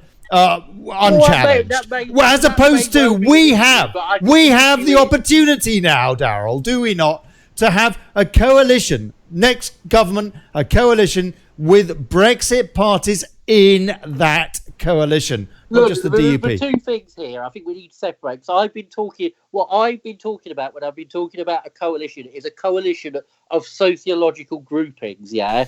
But that is being played out in the split between UKIP and the Brexit Party to a degree. The Tory Brexiteers are going to Nigel, and the working class Brexiteers are much more keener on UKIP under Gerard. Yeah, but Brexit needs that issue to be remade. That's an assumption, though. We don't have any data to prove this, Darrell. Yeah, but looking at the results in the seats and how the vote shares panned out, you can see we did very well in the northeast in Sunderland, but in Swindon and places like here, our vote share actually decreased. So, I mean, looking at that raw data, I think that's a fair preposition, shall we say, to start a debate, yeah, about that question, because that will be a question in the leadership election, yeah. I think, yeah, how we become the most effective force of Brexit, not about the personalities, because ultimately it's not Nigel Farage or Gerard Batten which matters, and going out on the doorstep actually teaches you this, because as a journalist, what Nigel Farage and what Gerard Batten said is very important because it's news. Yeah, they're the big personalities, but what actually matters is the people underneath them are thinking, and that's what we need to have a debate and discussion and conversation about. Policy as opposed to personalities. Is it quite possible then that if we need a leader in UKIP that can work with the Brexit Party, and it's quite clear that Gerard Batten and Nigel Farage cannot work together amicably, that maybe when this leadership election comes around, it's something that maybe our membership should be considering if their main goal and objective is to achieve Brexit, and they'd like to see us work in conjunction with these other parties, and they know it's impossible if they vote for Gerard Batten. Will they vote for a different candidate that can maybe forge alliances with Nigel Farage, with some of the MEPs that had left, maybe with Brexiteers from the Tory party that are quite disgruntled, to form some sort of separate political think tank or group, similar to how you had Vote Leave during the referendum? That didn't seem against anybody's rules. We all worked together quite well. Maybe it's something that our members in the upcoming leadership election need to consider when voting for their candidate. Whether the leader that they're voting for will be able to work with and forge alliances with other pro-Brexit groups. Look, what I'm trying to do is drill down to a sociological question, because how we orientate and how we relate to the Brexit Party is largely a tactical question, yeah? The deeper question is about the sociological groupings that made Brexit happen, yeah? And that's the one, how we bring them back together. And that is a conversation that I think needs to be had for Brexit. How we become an effect as a party, UKIP becomes a party which can remake that coalition, yeah, which made Brexit happen. You say, hold on a sec. You say brought them together. Only one thing brought them together, in my humble estimation, and that was the referendum. One day, one trip to the ballot box brought people together. That was it. I haven't seen people being brought together apart from that. People trusted, including me.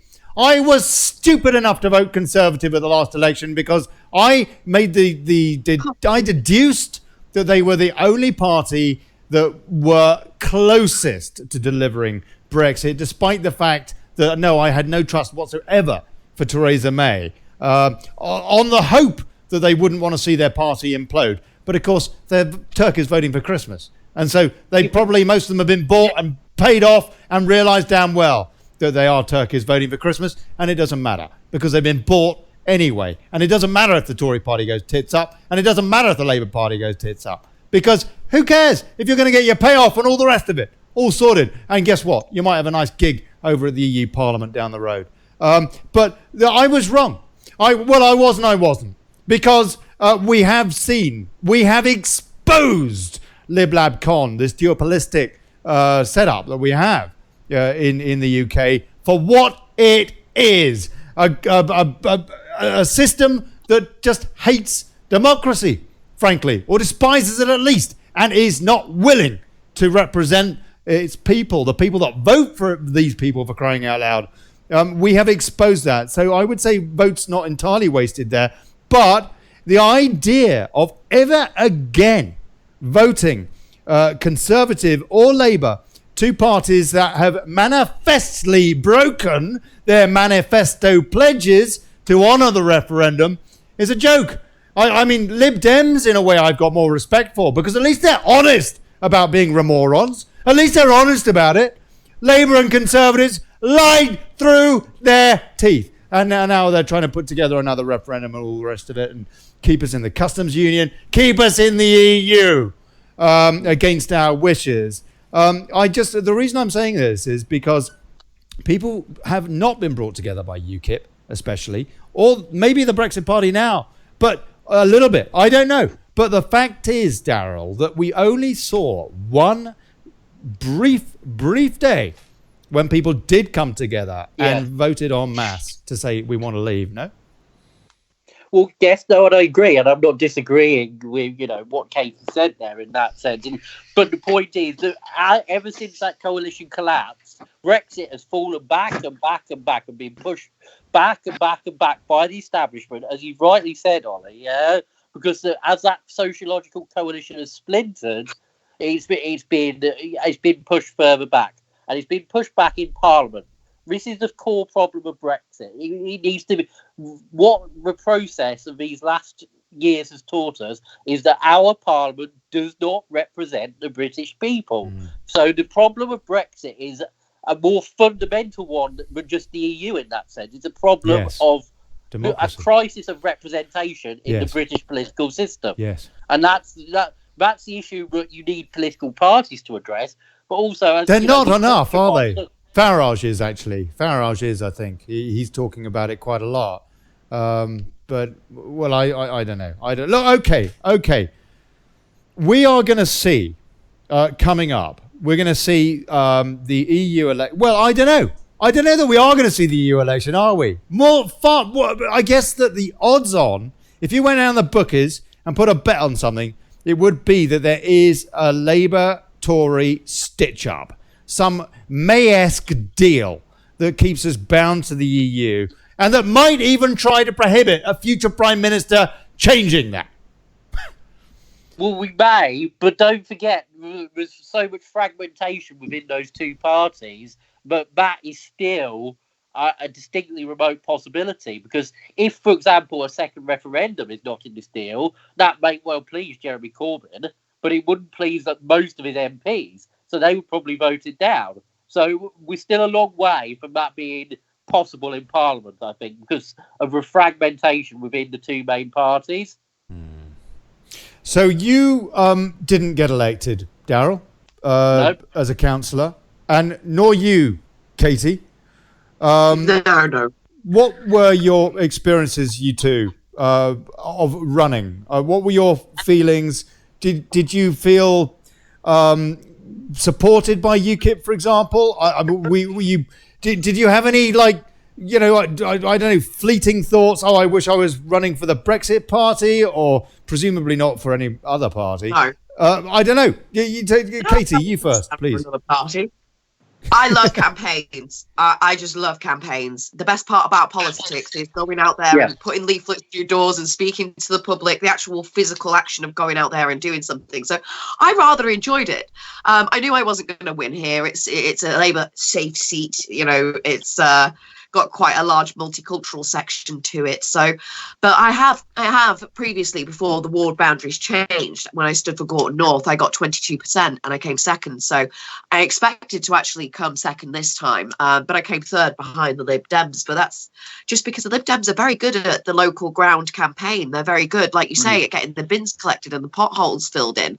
And because they haven't really been in discussion around Brexit, because they disappeared for a couple of years, really, off the political map. We didn't hear much from them.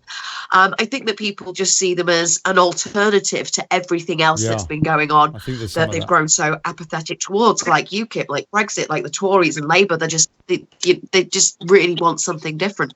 So I wasn't expecting to win. I didn't have anybody being unpleasant to me.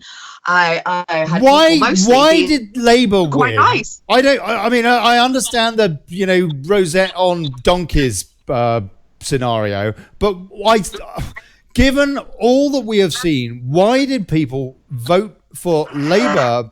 Sorry, where is your constituency, Katie? Which council was it? Hold on, Darrell, one sec. I just want to get to the bottom of this, and then I'm going to ask you basically the same question. Katie, why? What is your constituency? Your council? My constituency would be Manchester Gorton, and my council is Gorton and Abbey Hay ward. So it's up north. I sit on the boundaries. It's up north Gorton and Abbey Hay and Longsight ward. However, Longsight, I have lived there previously, but I have a lot more to do with Gorton and Abbey Hay than I do with Longsight, and I believe that I live actually in a Gorton postcode. If I write it down and someone was to send me mail, it would be in Gorton, not in Longsight. So you're in Brexit territory, and yet Labour won the council. Now I do understand that people vote, local issues and I understand that. However, given the the annihilation of the Tories, Labour's no different, people. Had they been in government over the course of the last 2-3 years, would have been exactly the same thing. We'd probably have Starmer as the leader by now, or Ben, who is not a Benite, some idiot who would have been doing exactly the same thing as Theresa May.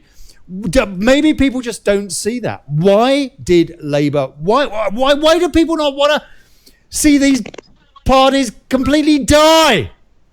There's a simple answer to that, Ollie. It's called the party machine. Yeah, the party machine is what churns out the results. It's the bad performance, but the 1-0 win at football. Yeah, the party machine knows where its voters are. It knows who's to knock up, and it knows how to do these things. And that's why, even when the two main parties are down in the dumps, the chips are down, they can grind out the results because they've got the party machine. Yeah, that's the difference between a bigger political party and a smaller one in many ways. But that is a difference, yeah, because they know where their voters are, they know, and they get them out. That's the difference. That is, Man U having a crappy game but still winning 1-0.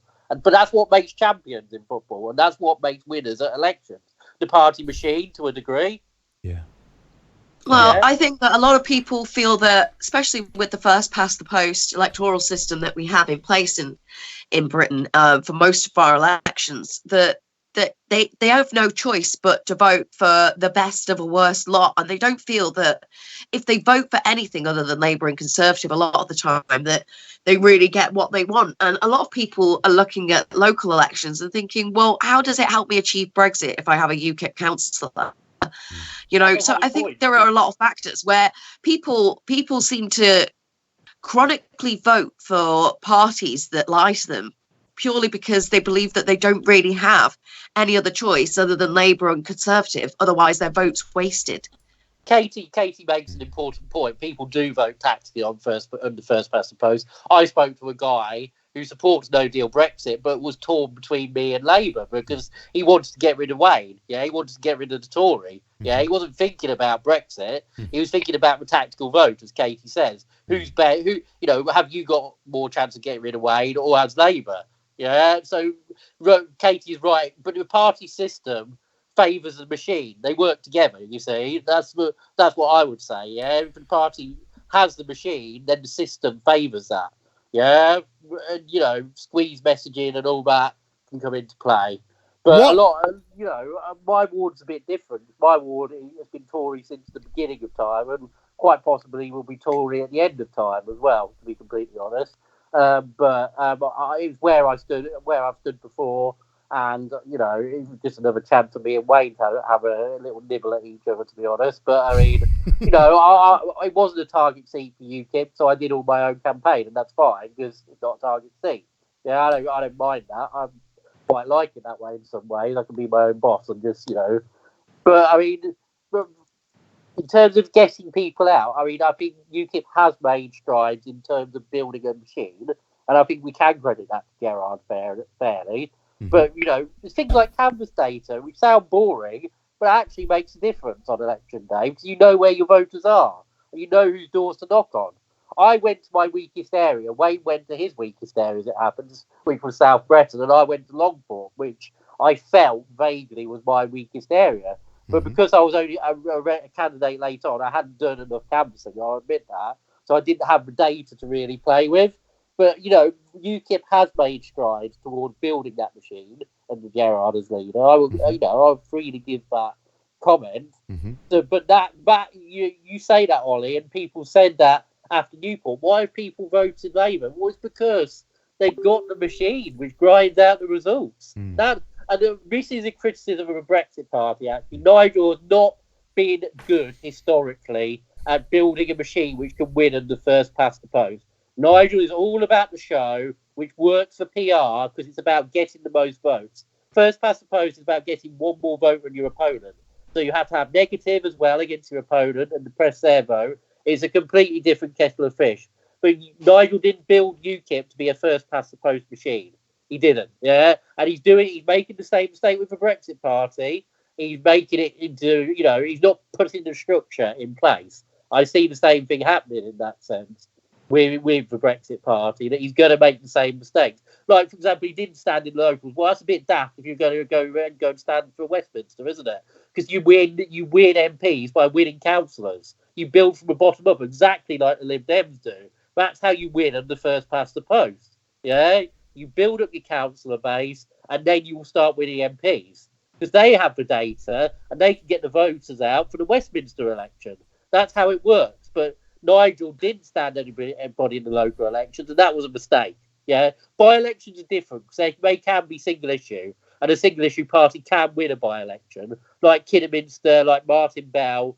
It can happen in a by-election, but in a general election, to win MPs, you need councillors. That's a fact of life. That's a fact of first past the post. And Nigel's making the same mistakes again by not seeing that, I think. Okay, let me take a few comments. Going to wrap up in just a few minutes now. I've got one final question for these two. But Sandy123 says, my ex-Italian brother-in-law, who lives in Milan, wants us to Brexit. Quite right. Jamie Mitchell, the Lib Dem, could not believe their luck. They lucky. We think Theresa is batty. And Greg DeBakers points out that Katie is in Manchester, a muzzy area, as he puts it. And it does make you wonder. Indeed, we should know damn well the fact, as Jesus Jones points out, Manchester Stan, we have demographic engineering, which has also polluted our politics and the truth of our cultural thought set. No, Greg DeBaker's occupied territory. She needs to move to Saddleworth. Amanda Rolfson, can we talk about the waste of space treaty that May is wanting everyone to agree to, when in actual fact it is nothing more than a trap with a large T? Amanda, I hope we have, and we cover it on this show pretty much every day.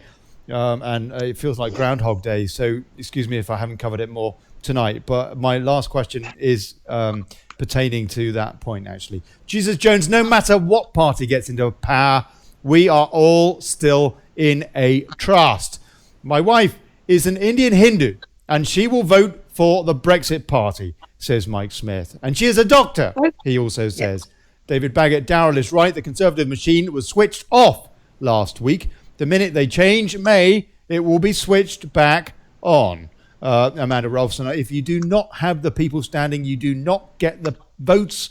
Simple as. Needs building up. First getting the candidates, then stand and get the votes. Chris T, 17.4 million people voted leave. It's time to leave. Raymond, yes, Prime Minister taught me so. Mike Smith, your problem with UKIP, says Mike Smith, is that many people from both sides of the political divide consider them toxic. Hands up here. Brexit party doesn't have this baggage. I don't agree with that, actually. And would appeal to many Brexiteers who wouldn't consider UKIP. I do agree with that. Chris T, legally we left the EU on the 29th of March. Check out the court case going on at the moment. Yes, indeed. And Robin Tilbrook will be on the show later this week. I'm hoping to give us a bit of an update on that court case. Gina Miller's case. What's that? What's that, Kate?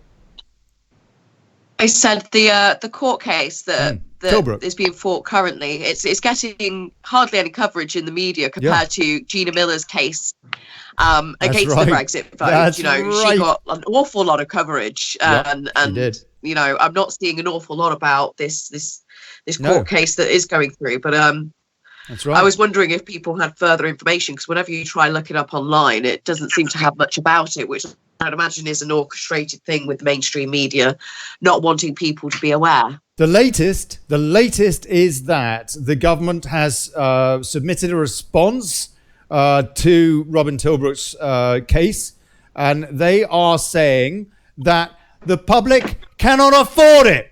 They can't afford to sue the government. You plebs, you can't afford to club together and sue us. Good God, you're disgusting, outrageous. What do you think you're doing? That's the government's response. And the other thing that they are saying is that the government had royal prerogative to do what the bloody hell it likes, despite all of the above. Crown prerogative is a big issue in our democracy, actually. For example, you can sign international treaties without recourse to Parliament, and you can go to war without recourse to Parliament under royal prerogative. Well, the Crown prerogative powers are a big issue. Well, but the High Court disagreed with that when it came to Gina Miller, didn't they? The Supreme Court, and presumably they ought to, consider that test case when considering this one. I would have thought. The other thing that they're saying, the third point from the government, the 3 official points. So, 1, the nation can't afford it, so, it shouldn't go ahead, as though that is for, if you're being sued by somebody else, you're not going to say, oh, he can't afford to sue me. What kind of an argument is that? It's disgusting. Secondly, royal prerogative, that is the big one. That's the case that they have there, potentially, to be overturned by Tilbrook.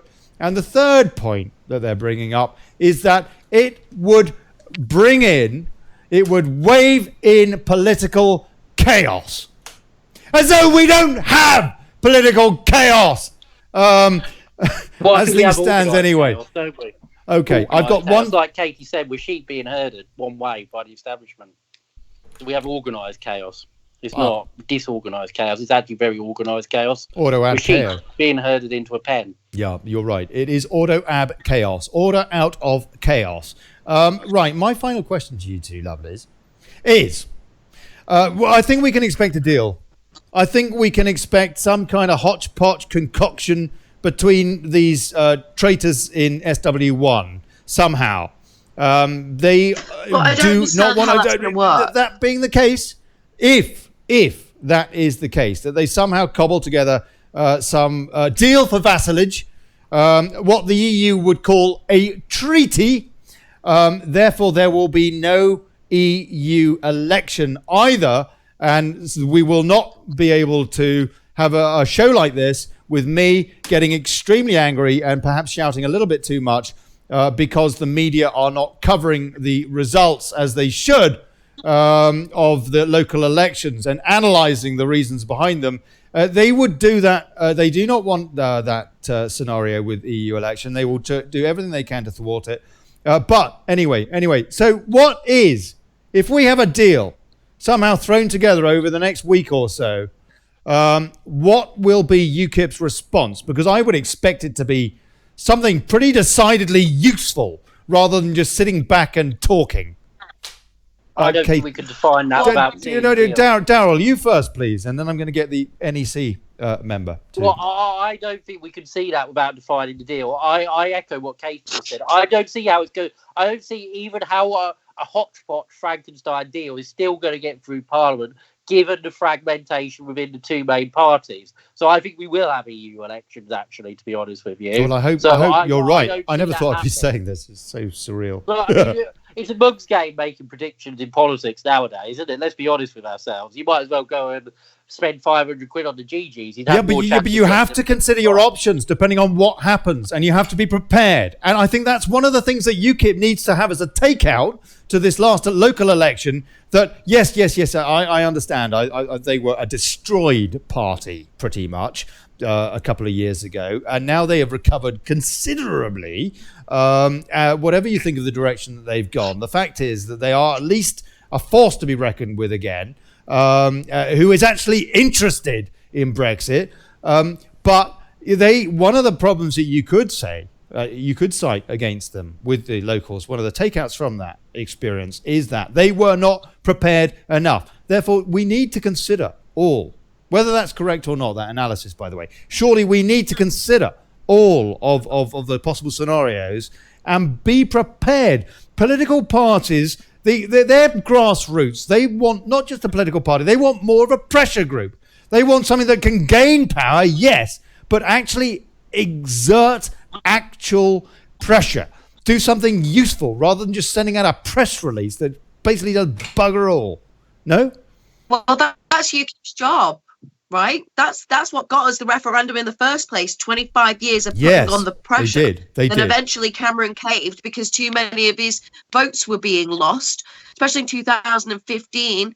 You know, they lost millions of votes to UKIP and they couldn't have that anymore. And it's that pressure that got us the referendum in the first place. Now, I think it's highly unlikely that with these three, didn't you say there's three concessions they're trying to agree with Labour, something to do with workers' rights, a temporary customs union, and some other sort of political allegiance. It'll probably have something to do with PESCO, actually.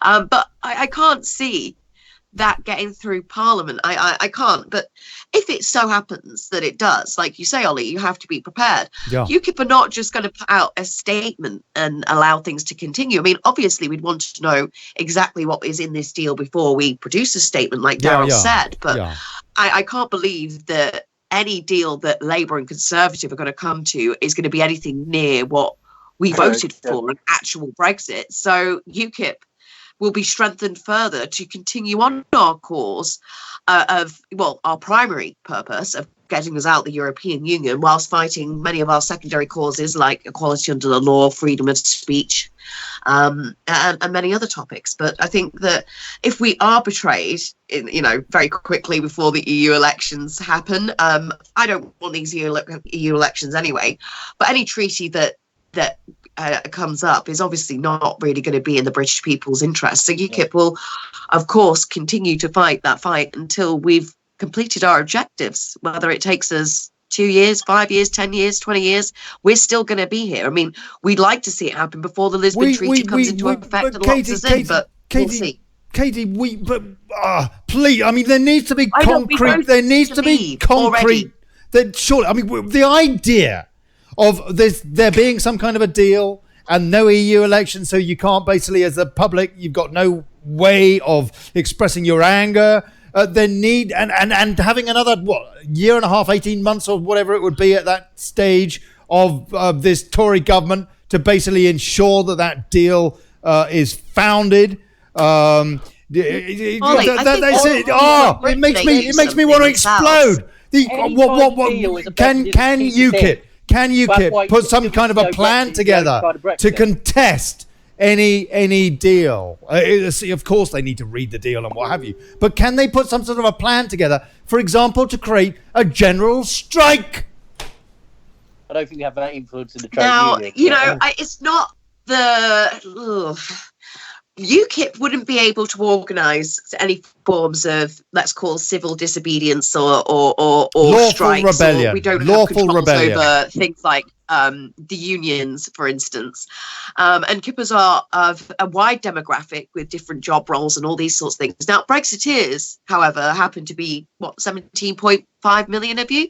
I mean, if you get betrayed on that manner, maybe that it's time to take action into your own hands. Maybe it's time to withdraw all your money from your bank account. Maybe it's time that you drove your car and just parked it up on the road and refused to move it. Maybe you take the same actions that these climate extinction activists do, and you lie down in the middle of the roads in London.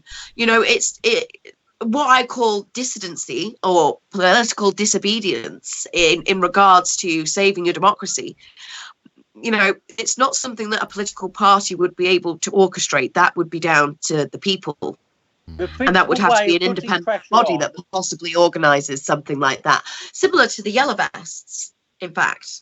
Darrell, your take. Putting pressure on is through elections, and the pressure that Katie described, which won the referendum, was the electoral pressure, and that's still going to be UKIP's principal focus, I would assume, and that's why we need to have a discussion that's upcoming about how we best do that as an electoral force, because that's still the principal avenue of exerting the kind of pressure that won the referendum, which forced Cameron to concede the referendum, and which can make Brexit happen while we still have free elections, or a semblance of free elections left, which might not be long, to be honest, the way things are going. But I mean, that's still a principle. That will still surely be UKIP's principal focus, and that's why we're having this discussion in this conversation about how we electorally succeed. I heard that, Katie, blowing your nose. Okay. I'm full of hay fever. My eyes have been all streaming. Luckily, you can't really see it too bad, but I do look awful. We saw you drinking wine. We saw you having a tipple. Okay. I thought I might last the whole show, but now like eyes are going funny, nose is blocking it. I probably sound awful as well. Oh no, you sound great. You sound great. The sound, it's me that sounds like that. I am going to wrap up, and I'm conscious of my guests have been very, very kind in letting me extend today's show. But we've got somebody that's called in. Please, sir, what would you like to say? Hello. Hello. Who's that? Ollie, it's Rodri here. Rudders! Viscount St David's come in to give us an update on Tilbrook, no doubt, guarantoring the case. Rodri, what would you like to say? Well, I tell you what, since the show on Friday, we've almost hit the 10 grand initial threshold, which means we're now debating what the sum for the stretch funding should be, whether that should be 700 grand or $1 million, but we have plenty of time to raise it in. We've also been debating within the legal team a variety of the key legal issues. I don't know whether you saw the liaison committee where Theresa May was grilled, but basically she's admitted in Hansard that she took no legal advice on the 21st when she was offered an extension by Europe. Really? Hold on a sec. Let's get this right. Theresa May extended Article 50 without taking legal advice from the Attorney General. Is that what you're saying? Well, it gets even better than that. If you recall, the response that we got from the Treasury solicitor, which basically came up with the three arguments that we previously discussed at length, and one of their initial objections is, look, you can't go to court until at least March the 29th because it is the government's avowed intent to achieve Brexit on that date. So this letter is premature, and it was a pre. Before proceeding with litigation, you can send a sort of pre-advice that it's being prepared. And they said, look, this is all too premature because you've got to wait until March the 29th before you can make a court application. Now, if you look at the timing of the communications, and of course the Prime Minister's private secretary was aware of this. Well, I mean, there was no case until the 29th when it was proven that the Article 50 had been extended. Really? Well, I mean, there was actually no case until then, so that completely made sense. But Ollie, it gets better. The point is that it was Europe. If you remember that the anger, Boris Johnson resigned because Theresa May, before the Chequers deal, decided to have a little private chat with Merkel. Yeah, well, Merkel gave her the deal, didn't she? I don't know. That's what it sounded like to me.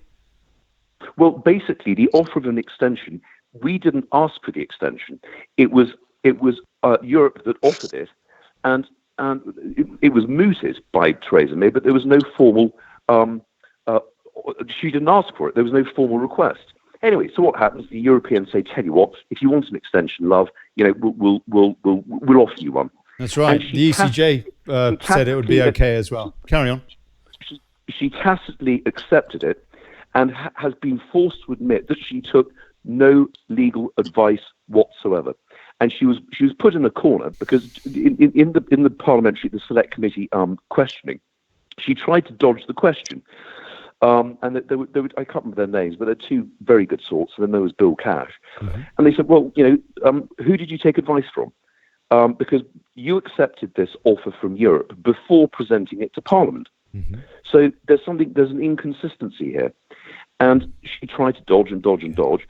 And of course, ultimately, if she had taken advice, there'd be a record of it. There would be, there'd be a witness. It should have been found out. So she had to concede that she did not take legal advice in respect of accepting an extension. And the way that it's been presented to the British people in the press and by her is that we approached Europe saying that we need a bit more time to get this deal through. Could we please, we seek your indulgence to give us this extension? And of course the Europeans say, well, all very difficult, we can only give you a short one. What a load of bollocks. In actual fact, it was the Europeans who came to her and said, look, how much time do you need? Let's try and shuffle it through. And she's been caught with her knickers down by her ankles. I mean, to put it mildly. No need for that. And well, I apologise. Sorry. Well, it's an awful visual. Tell you. Well, you can imagine the same picture of Merkel. I'm not sure which. Oh, for crying out loud! Now he's making it worse. Right, go on. Yeah. well, or Hillary Clinton. But anyway, putting those rather interesting. You have, Rodri, you have here a UKIP NEC member and a distinguished journalist as well. Thank you, Olly. On the show here. When are you going to start talking to UKIP and get UKIP on your side? Are you talking to the Brexit Party and so on and so forth to try and get support from these people? I know that you're trying to get it from the DUP and they're playing political machinations with it because they basically want to, I don't know. Well, in actual fact, both UKIP and the Brexit Party have been aware of this Robin's action when it was pending some weeks ago, and both parties didn't really want to get involved. It was poo-pooed by Nigel Farage for whatever reason, and I think why it comes back to why the conversation we does he disagree with Bill Cash as well, which is basically the same line? Well, Bill Cash. I think his heart is absolutely in the right place, and at the Select Committee, he could not have been more virulent and demonstrated more animosity towards the Prime Minister. But I think he's barking up the wrong tree. If he is correct that the extension beyond April the 12th is illegal, well, it proves Robin's point that the extension beyond March the 29th was illegal. Right. Now, the March the 29th date is the most important one, in actual fact. Yes. Because up until that point, there was very clearly zero legislation in place to allow the Prime Minister. What happened a week after was the application of statutory power and statutory instruments, which were invoked on the presumption that the Prime Minister had royal prerogative. Yes. Now we've had this discussion before, but the easy black and white clean. What was in place that allowed the government to extend beyond March 29th? Right. Now, another question that was asked of the Prime Minister during this grilling, and fun enough, I watched it. I was tired, but I thought I've got to watch this. It's just too thrilling. All 2.5 hours of this. Right. Is that it was put to the Prime Minister, were you under any legal obligation whatsoever to accept the offer of an extension from Europe? She squirmed. On film, on the video, you can see her right hand, and it's as though she's had God, what was she doing with that? Sorry. Go. She didn't, right. Yeah, look, Rodri, might I suggest that we do a show tomorrow, either you and I or Robin and I, and discuss the latest on this case? Because we've kind of gone slightly off topic, but it is important, and people are asking about it. And Katie here, for example, was asking about the case.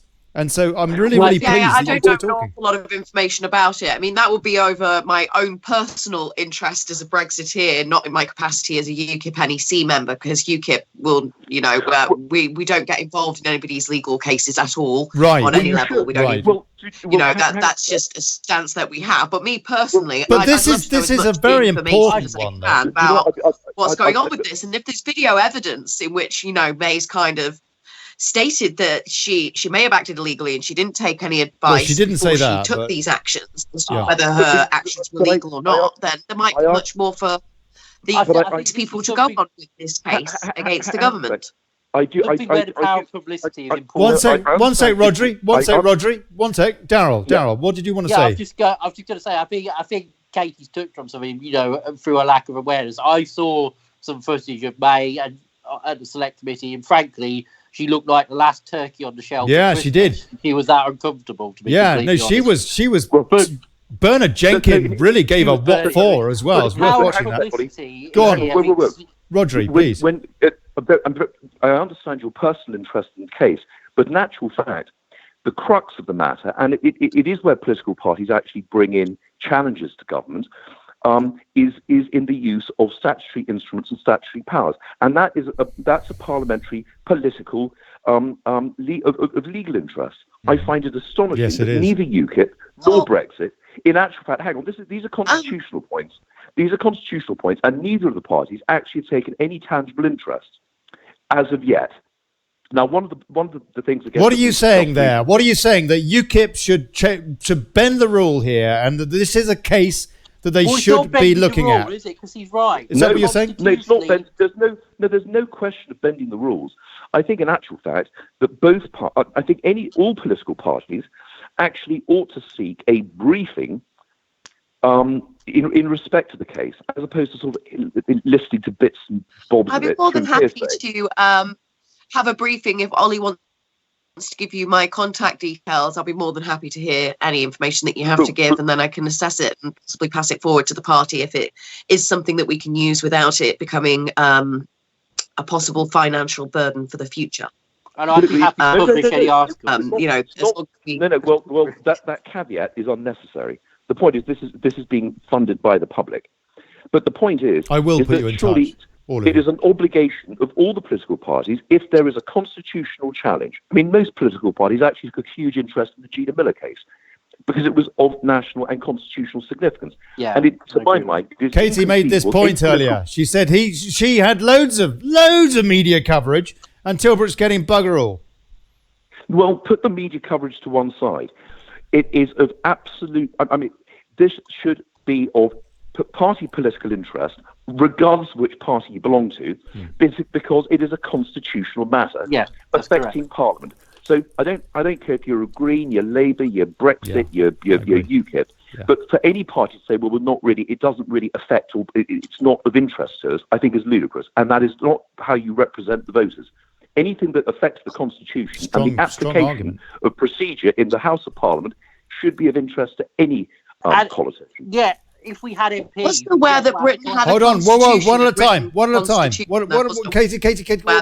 oh, blimey. One sec. Darrell, what were you saying? Because you started first. Yeah, no, I'm agreeing there, because if we had MPs, it would be a question of asking the question in the House, because how you use these powers is a political question, essentially. It's a question of public policy.